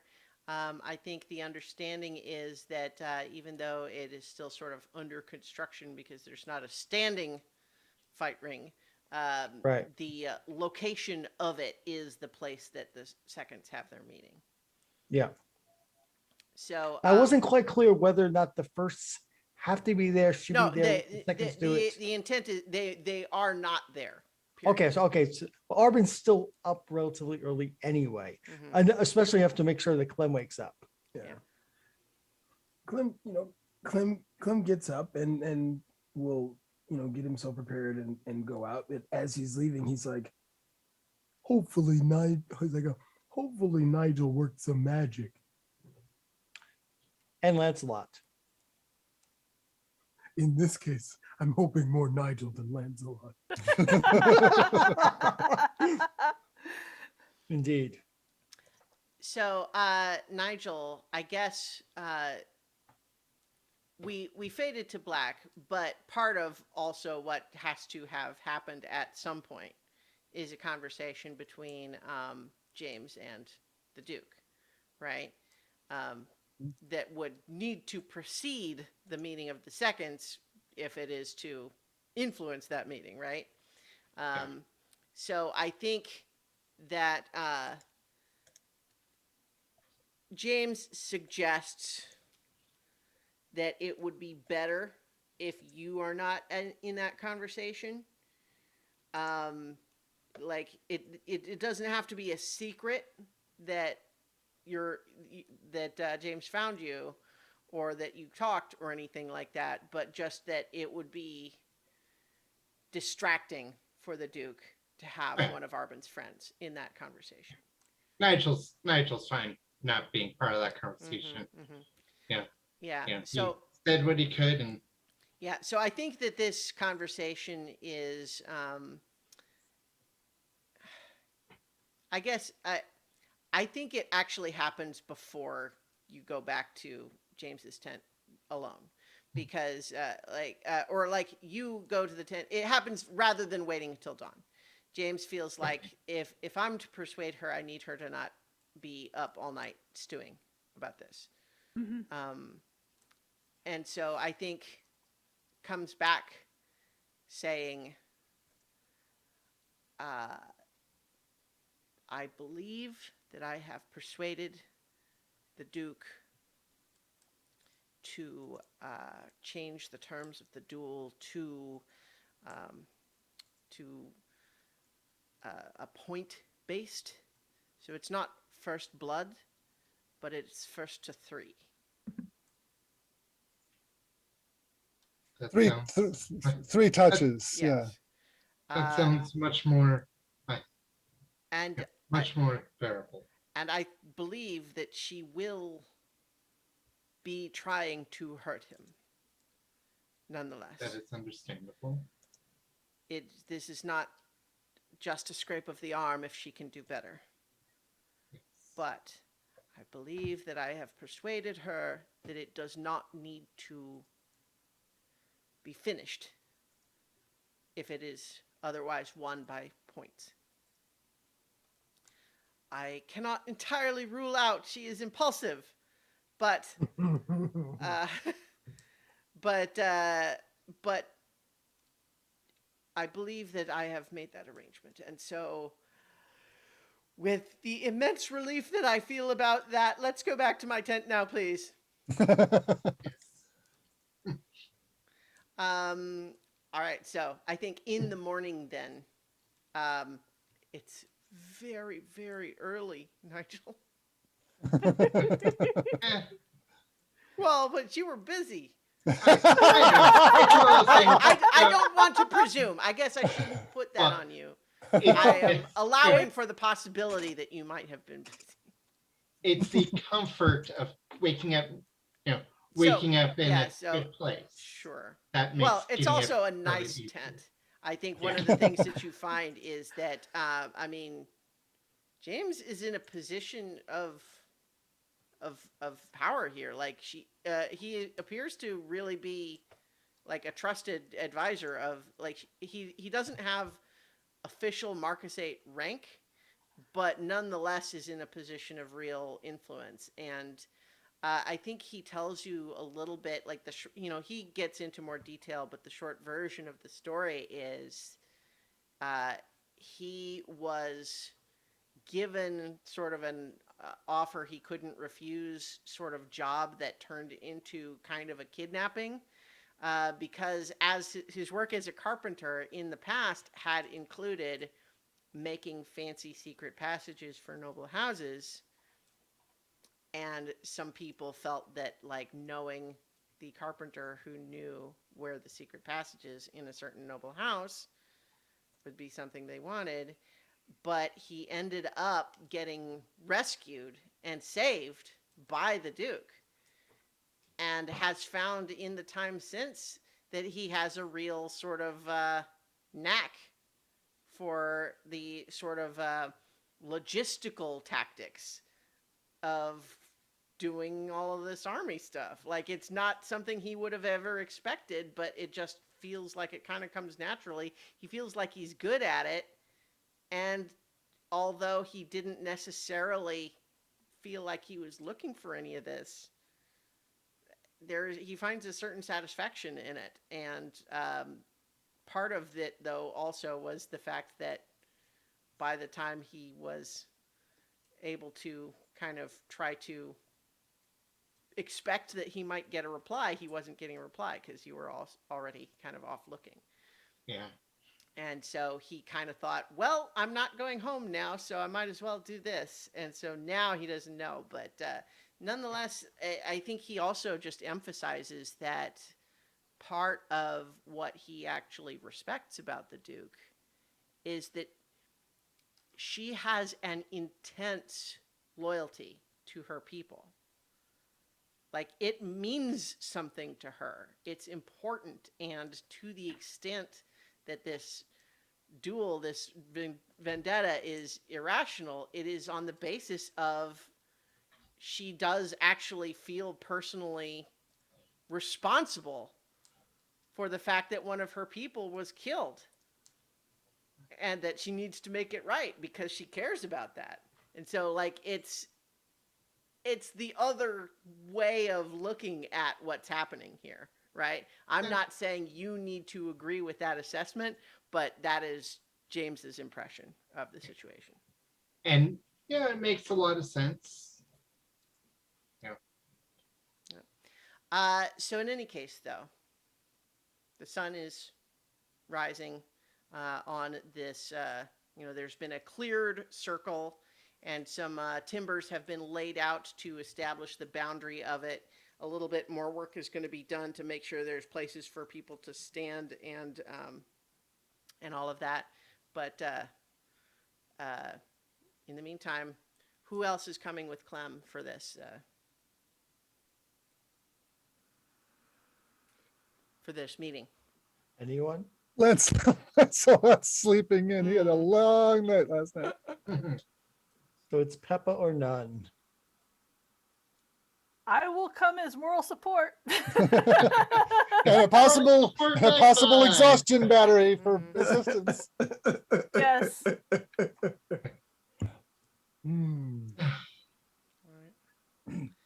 So I think Clem and Peppa, you're there, and you see that there is a little bit of a delegation approaching. There's a small handful of Marcus 8 guards, but also there is a chinchilla in Marcus 8 armor, although without like a rank patch. Hmm. And at his side is Nigel, who I'm assuming would come to this meeting. Oh yes. Yeah, Oh, I of figured. course. Yeah. So um, I think they approach and uh, they don't say anything right away. Do you guys jump in, or do you sort of let the moment hang for a little bit? Clem will I- let. I was gonna say Clem will let it hang, not because of any sort of like strategery Mhm. about the deck negotiations. It's because he doesn't want to mess this up. Hmm. yeah. I think then that it is James that speaks first after that awkward moment where he says, "This is all a bit more unwieldy a conversation, but in a different way than I was expecting last night." And Clem goes, "I can only imagine." So I've spoken to Nigel, whom I understand is your friend and traveling companion. Indeed, he has saved my life a time or two. There's a moment of looking to Nigel, just like, "Aw." But then no, this is serious. Um, I imagine then that you will be relieved to hear that I have persuaded the Duke to change the duel terms from to the death to a point-based duel where it is first to 3 touches. But as I told Nigel, I expect those touches will be attempts to injure and not merely um, sparring touches. Well, I guess that takes out my question for dulled weapons then. I think that this is about as good as you're going to get. I think that it was a difficult reach, a difficult bridge to cross just to get to this point. But I believe that she was persuaded on the basis of what I, shared with her, and apparently what she started hearing since, that I was finally able to break through and get her to agree on the basis that to the death is not the style befitting Marcus 8 rulership. It is not what we are doing here.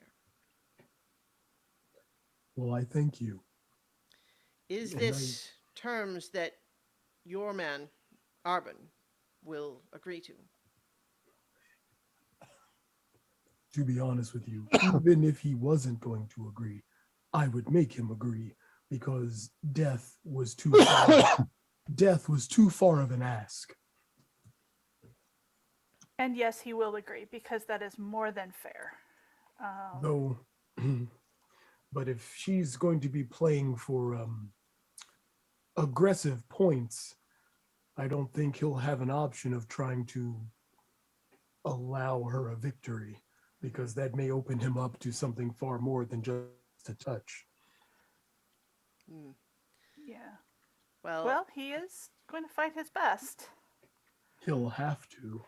it is understood that, at least by official Marcus 8 dueling law, there's always, of course, the possibility of an accidental death, even if that is not what is attempted.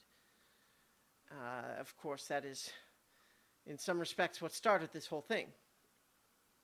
Indeed. I Right. hope that you will be. The count seems to me, on the basis that he is someone that the Duke will accept, is he someone that you would agree on as the judge for the points? I think that's fair. He has treated us fairly, and he does seem to have a good, fair respect for both parties. So we would not have a problem with him being the judge. Very well. I suspect that it will not be unclear when the points are scored in any case. And I think he'll probably be a lot happier with the point system than the duel to the death as well. No doubt. I suspect that this is more along the lines of what everyone has come to expect. The idea of the to the death was certainly pleased some of the more bloodthirsty of the men, but nonetheless is not what we are more accustomed to. However, I guess I will just request, as not a personal favor to me, but as a suggestion of how to avoid things getting turned from this improved situation. Don't push your luck. She was only barely persuaded to make this change. Okay. Right. Which means, and Clem is like, so I'll ask you. You seem to know her swordsmanship well. Is she as good as I've heard? I don't know what you've heard, but probably. To be expected. She is very good. Then yes, we do accept these terms, and we will go back and report them to Arbin. Is there anything else we should be aware of? Certain forms, presentation, how early should we be there, all that kind of stuff? I would suggest that being present, having some of your members there earlier is fine, but the contestant should not arrive before 10 minutes or so before noon, just to avoid things becoming too heated too quickly. I cannot imagine that there won't be a crowd. I think grandstanding is expected but not encouraged by me. She will probably try to make a show of it being her idea and a sign of her mercy that the terms of the duel have been changed.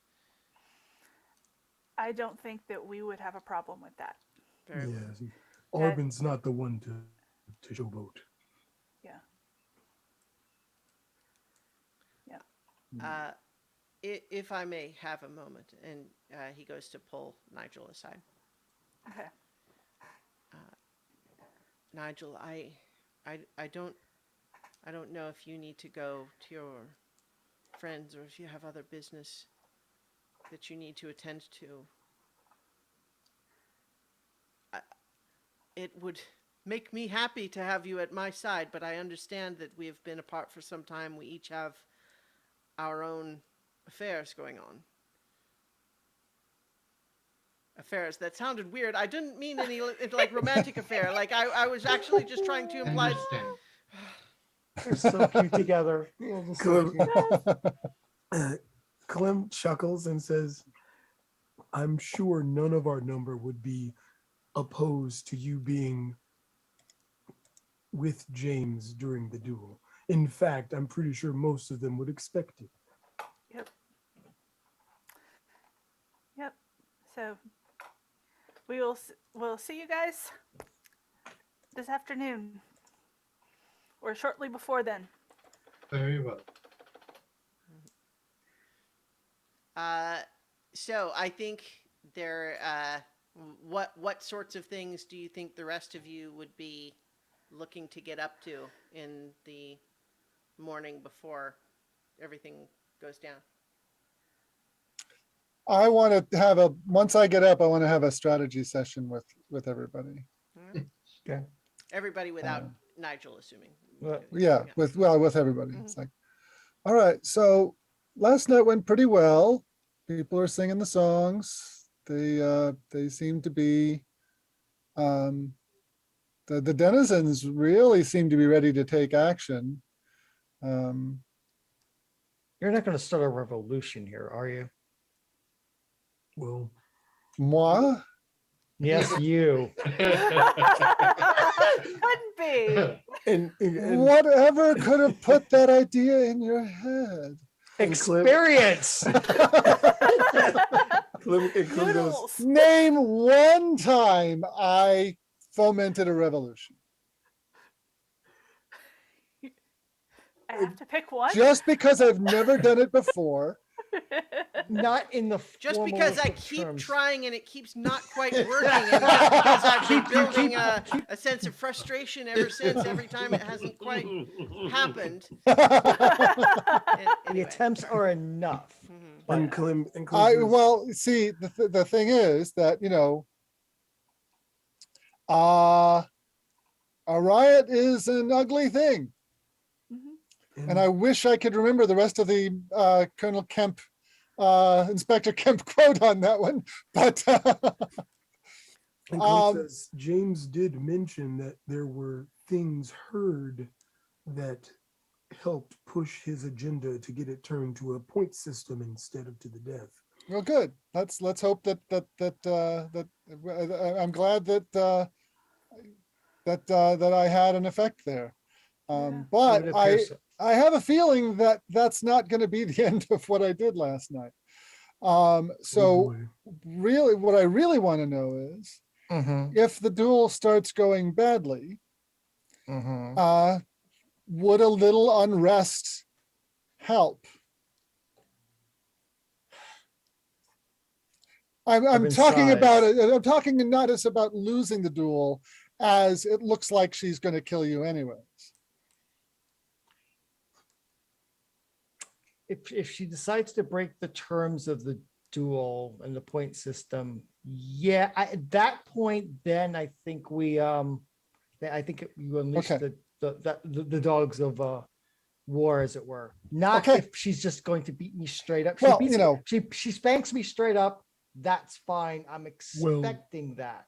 I am not a fighter who's good on defense. My sword or myself, I don't fight. I can't fight defensively as much as I would want to. It would just not work. So I have to go offensive as she goes offensive, and I think she's the full package. So I think she's going to outlast me at best. I Okay. think Well- the best way for you not to come out of this missing something would be to go all out. Because if she is dedicatedly better than you, then you're only going to open yourself up to be harmed if you don't go 100%. Yeah, you are definitely going to have to give it your all. Give it my all, and if I lose, she beats me quickly. Well, And with remember, that- it's to the touch.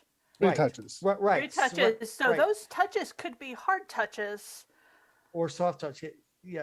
I mean, You can I'm go not soft. going to throw this thing, but You I mean, if go I can get her to soft. touch me fast and lightly in my attempts to try to hit Yeah. her, Well, that's acceptable. I'll leave outcome. the strategy to you. All I'm saying is I'm going to be in the crowd. If it and looks I- like she's going to stab me and kill me, then rise the Then, yeah, rise the long live the revolution. yeah, that's my plan. That's my plan.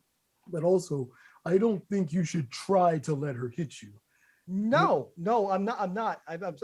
I'm going to go all out to try to beat her. Yeah. But if I'm going to have her hit me, it's going to hopefully be lightly and not, Yeah. oh, I accidentally stabbed my sword Well, through your lung. Yeah. I think Arbin, you also know that, like, as a sword expert yourself, I mean, you can tell when someone's trying to throw a match. Like, it's one thing Yeah. to fool a crowd, but Yeah, your I couldn't opponent fool- would know.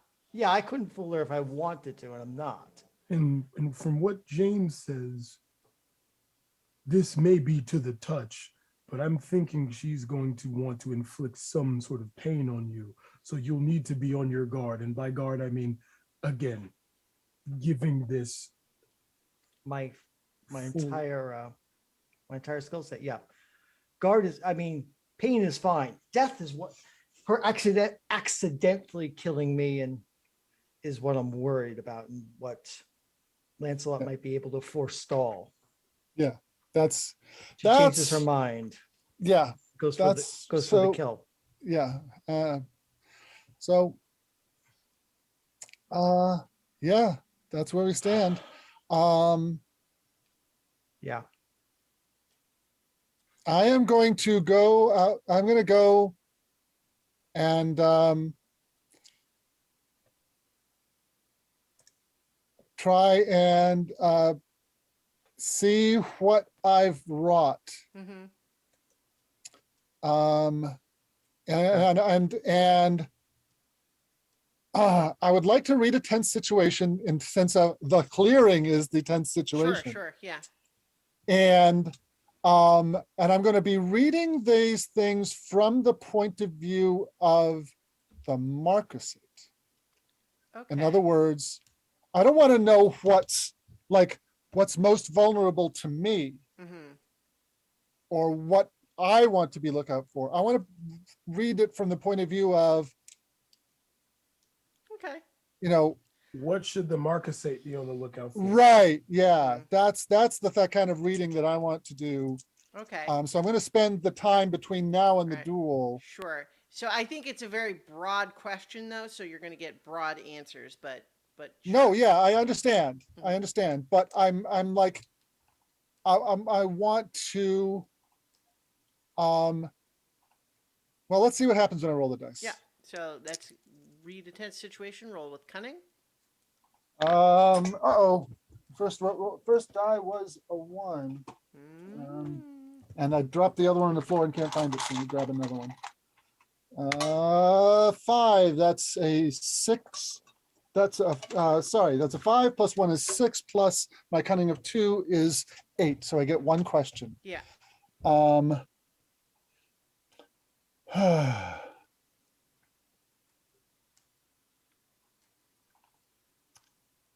Who is in control here? Okay.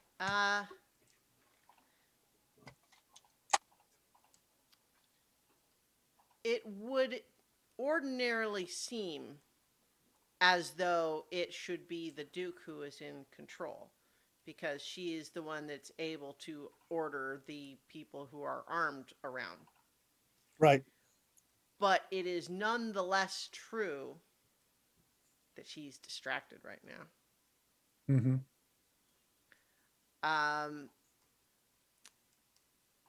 I am going to go ahead and say that as you look around Patchwood and try to get a sense of the whole vibe of this situation, I think you see that there's soldiers who are trying to finalize and like they're trying to brush out and make the area for this they're Cool.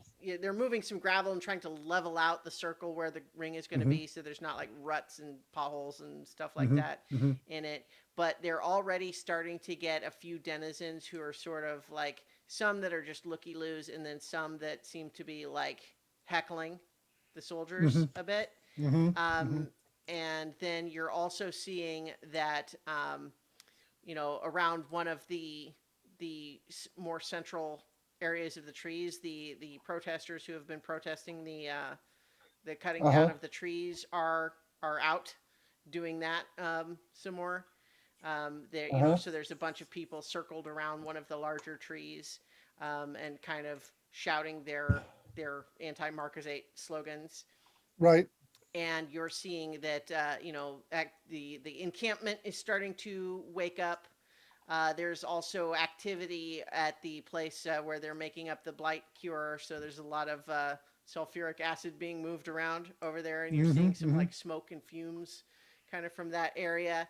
And I think you're just walking around and just trying to get a sense of the vibe of the air, and you're just realizing, like, I'm not really sure there's anyone who's actually in control here. It seems like a situation ripe for chaos. Oh, Okay. It's a powder keg. no. Yeah. Okay. Well, uh, Because there's a lot going on, and the person who really should be in charge of it all is not paying attention. right. Right. Okay. Well then, I can't say I'm surprised. Um, I'm not sure what acting on that answer will look like, but I'm going to remember I have that +1. Yeah. So I think Nigel, as you are watching, James has actually got a fair amount of work to do this morning, trying to accomplish on top of the duties of being a second, and also probably a fair bit more on the basis that stuff that the Duke would normally be doing is not getting done. But I think one of the things, that sort of vibe that you're getting there is some sort of enormous relief from your side that the Duke had some worry that she was going to be seen as, like, people were going to think she was the one backing down about changing the terms. But Mhm. it sounds like that, at least the vibe, once that had been, gotten out and people were sort of hearing that that was the case, it was sounding like, although there were some people who were just like, they want to see someone die, by and large, a lot of the people in this unit are thinking, like, the denizens are not our enemy here. This guy's from the Erie Dynasty, and they're far away. They're not anywhere near here. We're here to fight the duchy, aren't we? What are we doing? And so, although they are excited to see their Duke display her martial prowess, they're not necessarily feeling like they need to see someone die, especially since it's like it was just personal, right? Like, this is not an enemy of the Marquisate, it's an enemy of the Duke. And so they, by and large, it seems like the men in this unit are, like, they seem relieved that it is to points, because I think, although by and large they support her and they are excited to see her do that, when it was to the death, there always was a, oh God, what happened? Sometimes duels don't go the way you think, you know? Mhm. It is nonetheless true that the way the best swordsman in the Marquisate probably dies is by a sword, because they're going to be fighting with swords. And sometimes when you fight with swords, you get stabbed by a sword. It's like, there's a whole saying about that, right? Yeah. So the point just being of, not that they necessarily expected her to lose, but what if she's just even injured? What does that mean? So, like, so there is some relief that at the very least it does not seem like she's getting pushback from the soldiers about changing the terms. It seems like that has actually reduced the tension level a little bit, in a way that she still, like, I think, to the extent that I think James is mostly trying to kind of keep you out of the Duke's way. Not like, again, it's not a secret. He tells you that she knows that you're here, but he's just saying, like, let's try to keep this a smooth path.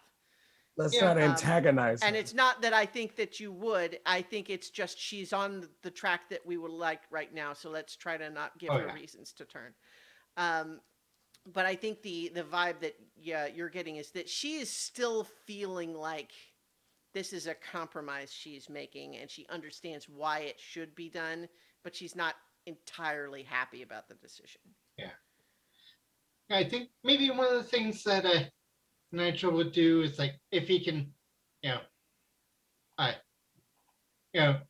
James is busy, he's got stuff to do. Maybe, like, if he can be in a mess tent and tell about some of the events that or the events yeah, that no, I we've witnessed. I love that. In fact, actually, what I'm going to say is that while he's working, you're able to exchange a lot of that, so you can tell him about some of the stuff that you've seen.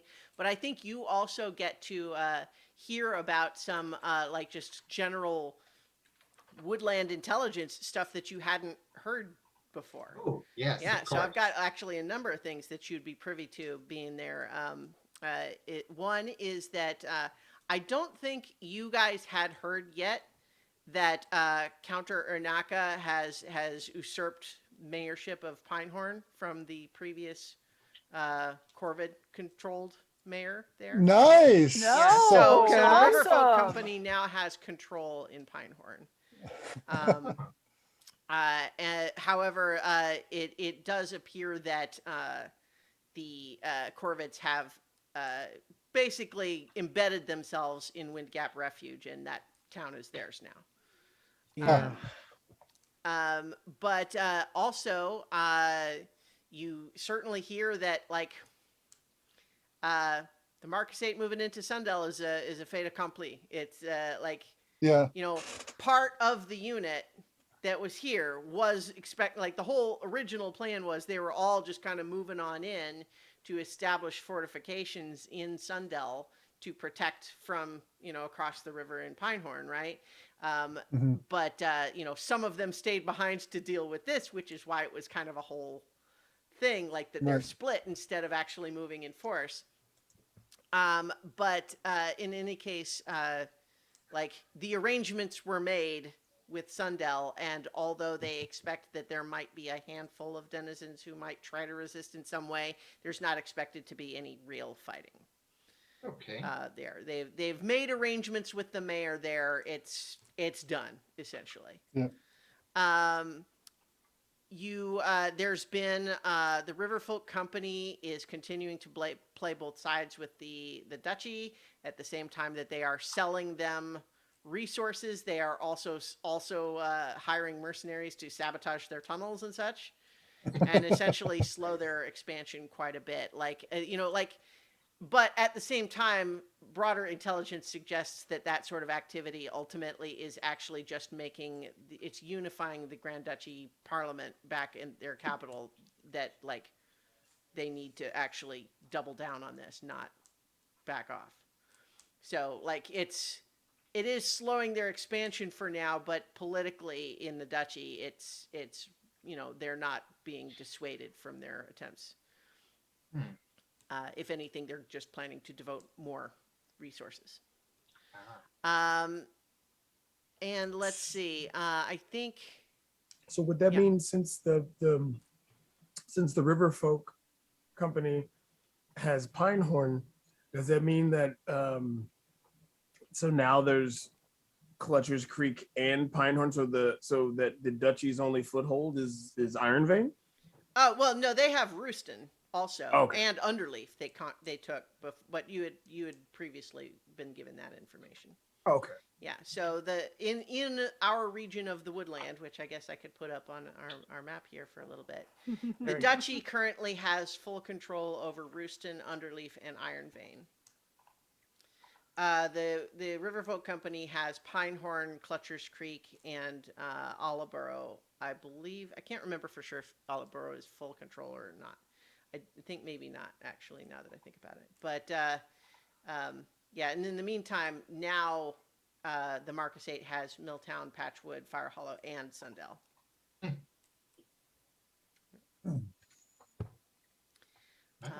Yep.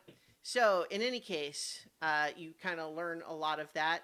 Also, I think without him trying to keep it a secret, you see that there is you see some plans that there is a military unit of some kind being developed by the Marcus 8 that it seems like just your own glance at those papers suggests that it's a weird set of logistical needs for training up a military unit. It's a lot of like raw materials and metals and fine like works, like metal works and stuff like that. And it really doesn't even get into the idea of like food and other sort of ordinary military supplies. Oh my God. They're making a mechanized unit based off our friend from Suntail's machine. The mechas. So yeah, so there's some of that, but James kind of blows that off. Not like he's trying to keep it a secret, but like he thinks that nothing will come of it. It's being developed, but he thinks it's a waste of time.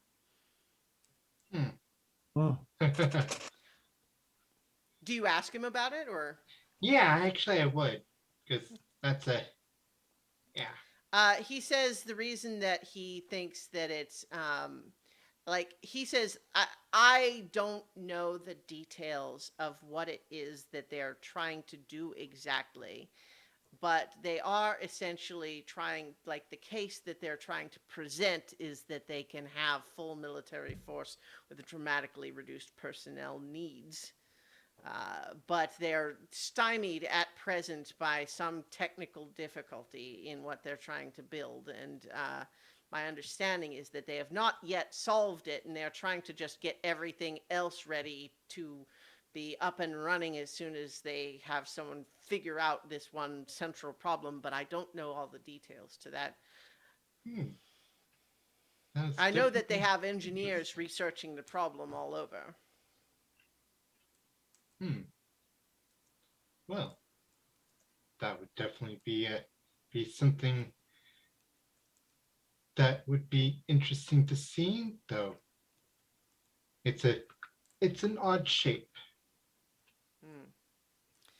Indeed, like I said, I have the impression, just based on what communications I've seen about it, is that it is consuming quite a lot of energy and resources for something that has not yet been able to display any results whatsoever. So I guess what I'm saying is that I will believe that this is a reasonable project when someone shows me an actual thing and not just promises. Definitely understand that. So in any case, that conversation is kind of happening back and forth while he's doing a lot of stuff. And in the meantime, you have, there's also a point where he has to say, perhaps best at this point, if I just meet you there, I have to now attend to the Duke, get her fitted in her armor, and such. One of the things that I would make sure to say, like, yeah, the new tree in the middle of Ironvein, if they go there, do not touch it. What does that mean? I am unsure of let's just say I was nearby when it grew, and the powers that are involved are not anything you would wish to disrupt.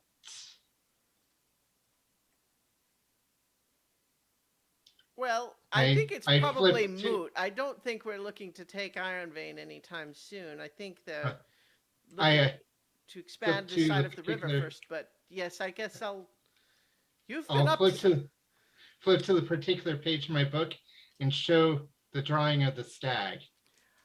If I didn't know you, I would dismiss this as nonsense, but perhaps we can talk more about this once we are confident Indeed. that we're not all going to die. Indeed. All right. So he heads off. And so does anyone else have any other business that they would try to be accomplishing this morning before we kind of move things forward? Nope. Okay. So, Arbin, how you feeling? It's just about time. Yeah, feeling that this might be the Mother of Mercy. Is this the end for Rico? Sort of feeling, but we'll find out. Yeah. Later to find out. Sure. So I think as the time approaches, uh, everyone, you're kind of moving in towards this fighting ring, and the number of denizens who are there to observe has swollen tremendously. There's also a lot of the soldiers there to watch, although some of them are on duty and can't like. But basically, none of the denizens that don't literally have to, be doing something specific or else they'll starve are, everyone else is here. And certainly, Lancelot, a lot of them are just here to watch, but there are certainly some that have kind of pushed their way close that are trying to shout things about how this duel is, that this is a sign that the Marcus 8 is not about fighting the duchy. It's about, nonsense. And and that this is not what the Marcus 8 promised us. Right. Yeah, I am not gonna try to, I'm not gonna amplify that, and I'm not going to suppress it. I'm gonna, that this is okay. You see, and it's not too far away, but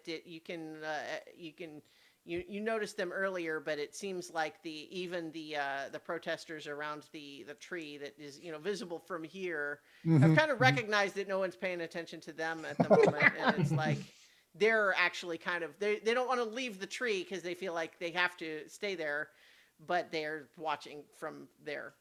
Yeah. No pressure. Maybe climbed up a little bit to be able to see. Yeah. So I mean, some of them have those spiral stairs going up. So yeah, some of them do. Yeah, I think in this context though, it's they're mostly just still on the ground. But so things are kind of ramping up. You hear a cheer go up from the soldiers, and stepping into, just inside the circle on one side is the Duke, who is in her full combat regalia. She has a rapier and a short sword that she has got. They're not drawn right now, but she certainly has them at her hip, and she is standing there looking very like regal, and doing just a little bit of very dignified grooming of her whiskers, and Yeah. and so she is there, and you can see that the Count is standing by. So go ahead and tell me how you arrive in your entrance. So I have Clem with me because that's the way seconds work. I was going to ask Pepper, is Pepper going ahead with Lancelot or not? You muted, Lee. Yeah. Has to happen at least once a game. No, my plan was not to go ahead with Lancelot. Okay, then as we're walking there, I would have you, I want you basically kind of like where the points of a equilateral triangle, I'm in front, Clem is behind me to the left, you're behind me and to the right. Okay. So we're preventing a united front, but once I get close to the ring, then you can break off, and then when I actually get to the edge of the ring, then Clem goes to where the seconds stand, and so yeah, I'm just in my full uniform, full armor. The blue sword is at my hip. Yeah. I've got the 10,000-foot dead stare of I'm not playing to the crowd. I'm not trying to boo up anything. I'm just doing here because I've been summoned here, and this is what I'm going to do. I'm all business. Yeah. So things are still getting, like it's not yet noon, but everyone's there. James is at the side of the ring too, and having a whispered conversation with the Duke. And everyone, the tension is building in the crowd. There's not like a big clock tower that's ticking it off, but everyone's kind of, aware that it's not quite time yet, but it's very close. And then Clem, you feel that someone has pushed through the crowd and knocks like on the back of your shell, and then you feel something thrown between your feet, and then the person who is trying to run away. Okay, Clem, you got two choices. Clem looks down. It is it's a wadded up piece of paper. He'll pick it up and undo it, or unball it up. So this note is in familiar handwriting. And what it says is, Clementhy, this is your last chance to do what's right. No more negotiating. This is a hostile takeover. Leave town right now, and my people will bring you to me, and all will be forgiven. Any other action from you, and my people will be given different orders. I will not be spurned. And it's signed Dom LeBlanc and the Clutchers Creek Mercenary Company. Just if you want to add extra drama, listeners and watchers, Christiana just brought it.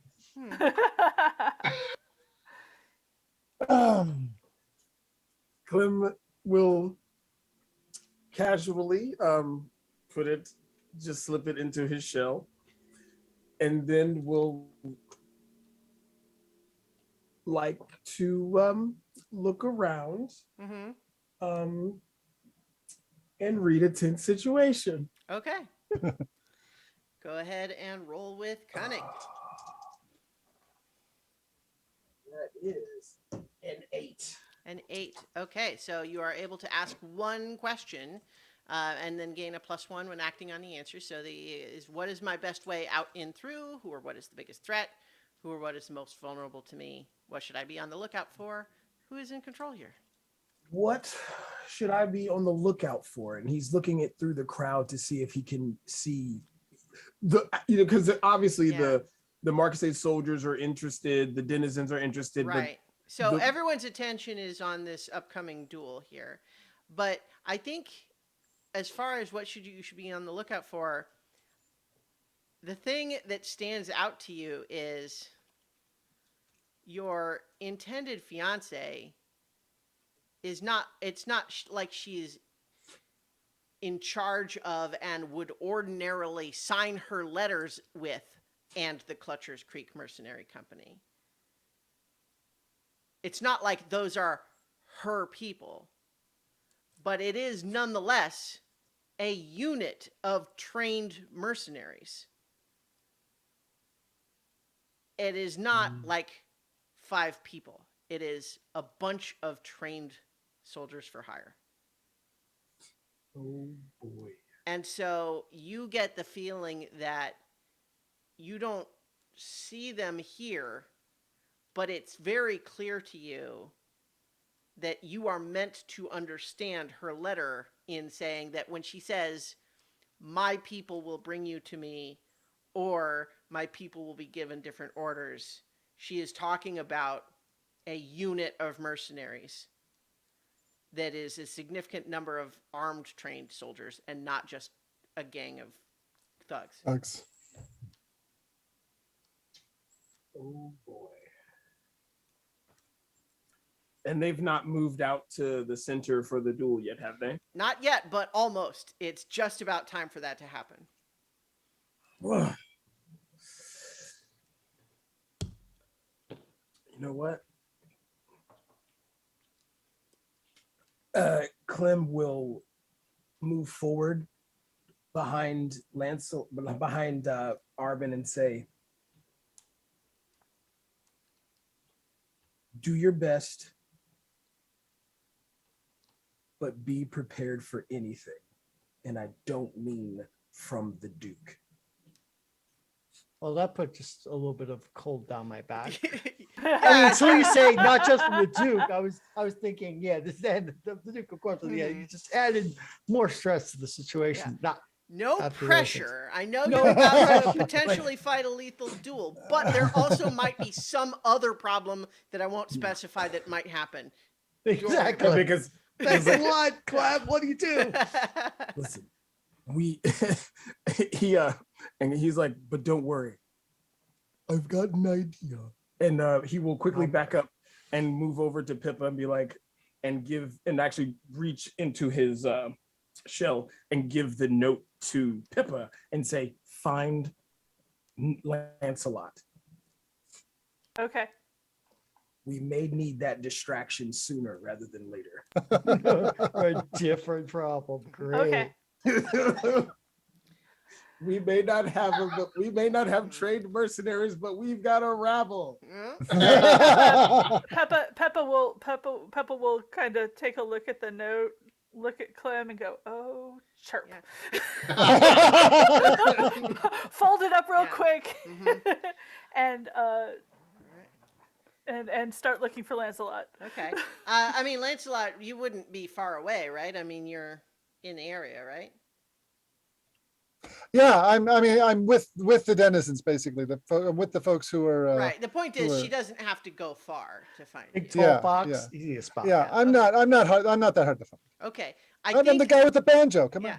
on. So Who I banjos think are though there? that as you are looking to find him to give him this note, I think the movie version would show that happening sort of silently because we're having in the meantime the Count has stepped forward to say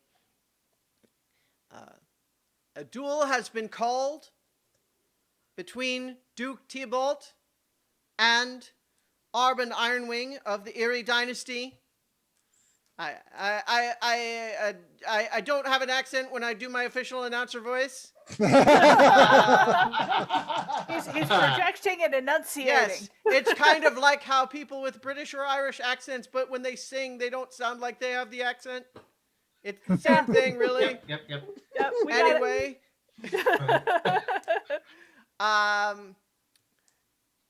so I think he's beginning to explain the rules. I'm not gonna just do the whole speech necessarily because we're kind of splitting our focus right now, right? So Right. Peppa finds you, Lancelot, with the note. Yeah, I don't think it's that. I think that chaos right now would make it easier for them, not harder. I in Clem's mind, he knows the proper time to use your control over the rabble. Do you Uh, think? Okay. well, do you think we ought to tell? I think we No. ought to keep. I think we ought to keep Clem where close to the action. In the front of the keep Clem at the front of the crowd, so that anybody coming after him has to come through the crowd to get to him, and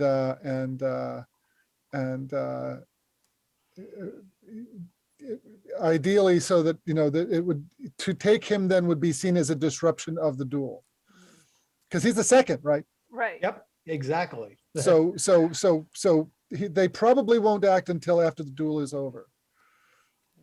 So, Nigel, I think that you are seeing, just as the duel is about to begin, it's literally being announced, you're seeing all of a sudden, it seems like Clem and Peppa and Lancelot, like they're doing something that is not just being ready to watch the duel. But you're over on the other side with James, right? Or Yeah. near where James is. I would, if I could, I would get close to Clint or James and say, I believe there might be something else happening. What do you mean? Perhaps a third party? I don't know. And then I'll Thanks, keep I guess, away. but I don't know what to do with that. Keep I guess yes. Well, and I think at this point though, the Count is essentially drawing the fighters into the ring, and so it is time for this to happen. So, Arben, it seems that the Duke is not in a talking mood right now. She has strode into the center of the ring, and she is standing there very regally and just like essentially, she draws her rapier and her short sword, and she is waiting for you to approach. Do you Yep. come in? How do you approach? Well, do you say anything? I say nothing. She wants silence, she'll get silence. I'll give it. Mhm. This is the time for words is over. I will draw my sword as I cross the barrier into the actual dueling ring. Mhm. And I think we're going to get to it Mhm. in short order. Yep. Without any preamble. So, I think you're staring each other down. Yeah, I think there's staring before Mm-hmm. before a move is made. Do you wait for her to make the first move? No, I'll make the first move. All right. Please roll engage in melee. All right, here we go. Da, da, da, da. That is an 11. Okay, so on an 11, that's a pretty good roll. You are going to trade harm. And this is but with an 11, you can pick 3 of inflict serious harm, suffer little harm, shift your range 1 step, or impress, dismay, or frighten your foe. Impress, dismay, and frighten, suffer little, and inflict a lot. Okay, well, so, and when you say inflict a lot, like, are you going for injury or are you doing anything like different than that? See, these rules aren't really set for really engaged for a Well, duel. right, but I guess that's why I'm just so Yeah. describe in the fiction and we'll figure out what the mechanics I'm- are. Arbin's going aggressively. She's got a long range weapon and a short range weapon. Mhm. Arbin only has a medium range weapon, so Arbin's at a disadvantage slightly that she can touch him from far away and from up close. Arbin wants to get within the space between those where the effective range of those two weapons and get a touch in on her, Okay. so that she can't hit him with the rapier because he's too close, and the dagger because she's too. It was a dagger or a short sword Short sword. Short sword. Yeah. because she can't. I'm trying Well, to get in she's that. basically so I say short sword. Short swords are sometimes thought of as piercing, but she's clearly got like the lunge, pierce, and the slash. Yeah, so I'm trying to get in between the ranges of those two weapons, dancing in, Mhm. using my wings, using dexterity, using speed to try to get it into that space and get a touch in on her. Right. I- But I- the I'm- point is you're doing damage. This is a real attack. You're not pulling the punch, so to speak. No, I'm not pulling the punch. I'm not trying to kill her, but I'm not pulling the punch. Not yet, anyway. Mhm. Yeah. Well, I'm not yeah, trying to okay. kill her. All right. So I just want to be clear that like Yeah. you're doing injury damage to the extent that Right. you can. Arbin's not designed as a defensive fighter, only in the sense of he can hurt other people and get other people get away. He doesn't have parry. Hmm. His weapons don't have parry. He is aggro, so he's going to aggro. Right. Right. Okay. So I think in this context, I think with I think that she is going to manage to impact your armor some to Okay. the point where you're going to have to take some wear to it. Or how about this? She's got 2 injury coming your way that is reduced to 1 because you say suffer little, right? I'll take it on the armor. Yeah. Okay. I think that works best in the fiction too. Right. Whereas I think what happens that I think you also are you are also hitting her armor, but you hit it harder. Okay. And I think you know what, we didn't really discuss it, but like I think ordinarily if you're saying first blood, right, like that's not necessarily a touch, right? So the thing Right. is, if you've both sort of done damage to the armor, I want to actually ask everybody, what do you think? Is it a point to damage the armor, or does it require like blood? I think it requires blood.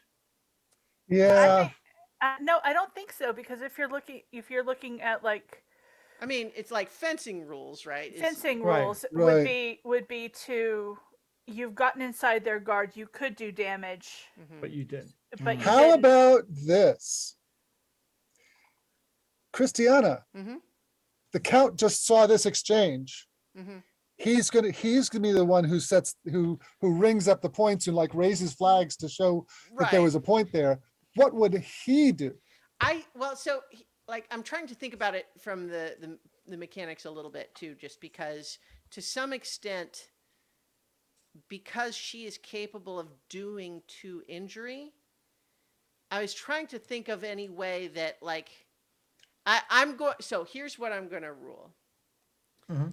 On the basis that you got a 10 plus, that's your point. You got a point. Okay. And it's a little. So what I'll say is it's a little murky in the sense of like what's actually happening there. But on the basis of the count watching this exchange, you were the dominant one in that one. She managed to scuff you a little bit, but you clearly hit her harder. Yeah. Before you. I could- have I have an idea. Okay. Yeah. Mhm. 10, basically a strong hit is Arben's point, miss Duke's point, in between.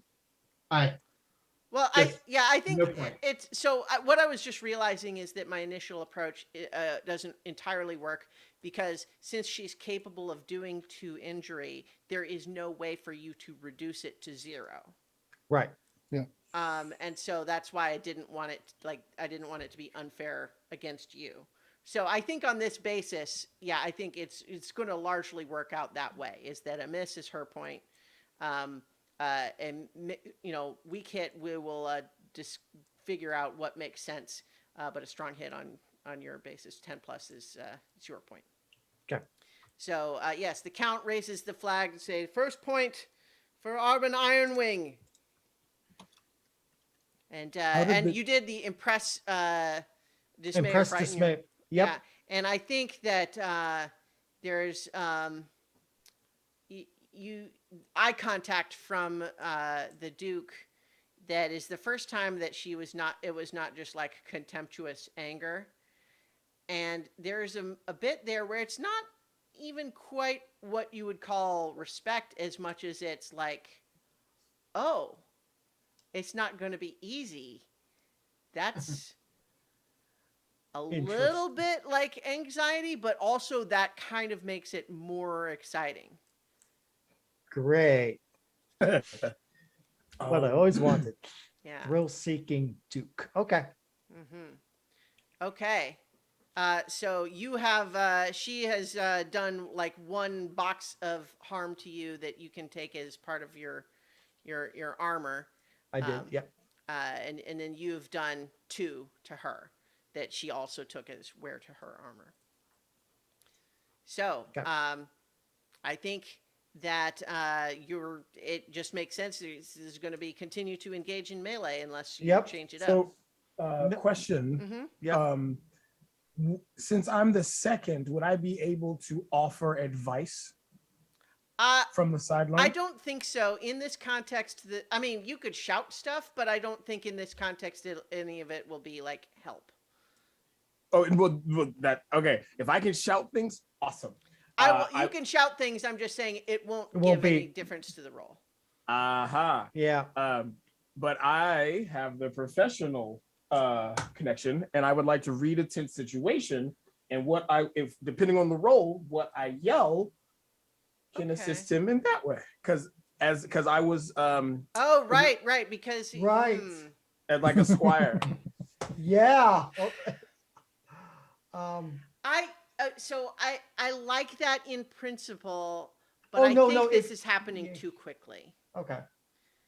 So they didn't reset, so they're just gonna be continued flurries. Well, yes and no. Like they do reset because it's a point, but it's not like there's a long delay. I don't think there's time for you to yell out complex sentences. Is my point. Okay, that's fine. I think I'm just going to go ahead and actually take back a little bit that I think the expectation is the second's job is done once the duel is being fought. Okay. So I don't want to take it back. I just don't want to make this more complicated Okay. right now. No, you're fine. That's okay. So in any case, I think you go in. Let's see another engage in melee. Alrighty. And that is a 9. Okay. So on a 17. So could I mark exhaustion to make that a 10? No, unless No. what would your move be for that? What, Oh like- no, I don't think I would move for that. No, you're let me I don't think I actually have anything that should help me with that. Well, so like you have the weapon move, vicious strike, right? Right. If that's what you would be doing, like if, but that's not an engage in a melee. That would be mark exhaustion and roll with might. Right. That's different. Okay, so no, I guess it's I just mean, a 9 so then. if you want to use that, you can, but let's decide it up front though. Yeah, Like- before I make a roll. Yeah. Yeah. Yeah, I didn't make it I didn't Yeah, vicious strike because this in time. particular what vicious strike does is on a hit they suffer serious +1 harm and cannot mark armor wear on their armor to block it. Yeah. So I guess that's what I would say. It is called vicious strike. So it's one thing to aggressively fight, it's another thing to say, Be vicious. yeah, like Be I'm vicious about it. you know, I am trying to kill you. Yeah. And I think think that's I what don't think vicious- I'm not there. I'm not there at If Okay. she That's it. if she crosses that bridge, then you can. then I'll meet her on the other side of the bridge. Yeah. Yeah. Okay. Okay, so I think in this context, then,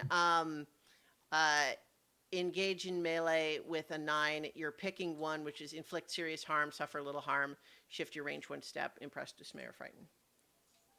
I'm going to suffer little harm. Okay, so I think in this context, then I'm going to say that it is sort of a dust up that you know, I guess you know you're trading harm, but you're suffering little harm. Yeah, Well- these rules are so like I picked a system that doesn't make sense really with the rules. That's fine. No. It's okay. So what I'll say is that I'm going to call that based on what we said earlier that it's kind of a dust up, but it's no point. No Okay. point awarded in that particular exchange. But I take 1 harm Do you? or 1. But Well, I suffer little because she does 2. 2 minus 1 is Oh, 1. oh, right. Yeah. So okay. Yeah. So I think And- that it's basically it's a messy enough back and forth. Yeah. And she suffers 1 as well, right? Because Yeah, he yeah. they trade. Yes. Right. Yeah, so Well, you could. but okay. See, this is why what I'm saying is it's either points or it's harm, and it's kind of like the system is not really optimized for it to be points, and so that's why I'm saying. Yeah. Yeah, it's a. we said a weak hit is neither no points awarded. Yeah, Okay. and so and since the judge has to call the points, the clash could have been too quick Yeah, or too and even so for him you to can call it. both have done some, you know, like done Glancing some harm. blows. Yeah, Right. But we didn't get nobody got a point out of it. right. Yeah. All right. Dancing. Let's dance again. Yeah, Oh, she's kind okay. of circling around you, but she is, you know, swishing her rapier around. Yeah. And people actually are really impressed because they've kind of expected you to go down fast, and Well- this is a much bigger fight, and you're actually already ahead in points. That is a 15. Okay, a 15. You 12. I rolled- rolled a 12 with plus 3. Wow. Okay. Yeah. So, yeah, certainly you get to pick 3, and it's certainly going to be a point in your favor. Yes. Same ones again. Like Okay. inflict a lot. Don't take Yeah. as many. Impress and frighten, dismay. Yeah. So I think that you have certainly scraped up her armor some, but with that one, where do you hit? Where do you draw blood on her? I draw blood on her on her offhand. I don't know if she's left-handed or right-handed. Mhm. I draw blood on her on the hand holding the short sword. Okay. Yeah. So she doesn't drop it, but everybody can see now that she's got blood kind of dripping down her sort of wrist and forearm. Yep. And it's, you know, dripping down onto the sword and onto the blade a little bit. And so there's a lot of like, oh, gasps. And it's clear that you are leading in points now 2-0. And there's a lot of chaos going on there. And the next point is awarded for you. And then I think as you're getting ready to move in for your next exchange, Mm-hmm. I think Peppa, you're the one that's gonna notice this first. Actually, Peppa and Lancelot can maybe both notice it. But let me be clear here. You're not noticing this in time to do anything in advance as much as you're just the ones to see this as it unfolds. Right. Okay. All of a sudden, all of the people that were clustered around that one tree, the protesters of that tree, Mhm. suddenly all just scatter away from it. Oh boy. And shortly thereafter, there's an explosion at the base of that tree, sending wooden shrapnel everywhere around it. And then the tree starts to fall towards the town hall. Oh no! Oh. Oh no! Sharp. Yeah, and then Clem, on the air, you hear a bugle call that you recognize as the mercenary company. And I think that's where we're gonna cliffhanger everybody for this session. Oh no! Oh man. And I was gonna ask how the denizens felt about Arvin putting on such a good show. Oh well, I think they're very impressed. Yeah. He's Oh. doing really good against someone who's got a really intense reputation. Hey, remember that folk hero? Hmm? Yeah. If I can witness Yeah. that, maybe I could get folk heroes and Uh-huh. let's be next session. Maybe Yeah, if we all sorry. die because things are going to go south. Yeah. You could still be a folk hero. This still could turn out in our favor. Mm. Could still maybe. Well, yeah. things so- are dangerous. So as we briefly pause our adventure here, let's talk about the drives. Again, you know what? I'm going to just go ahead and say this is a two-parter. We're not Yeah. doing session moves at the end of Yeah. this one. Yeah, Def- yeah. Definitely We'll made us pick race. this back up and find out what else happens here as we will continue our adventure next week with more Root the role-playing game on so many levels. So many levels. Ugh.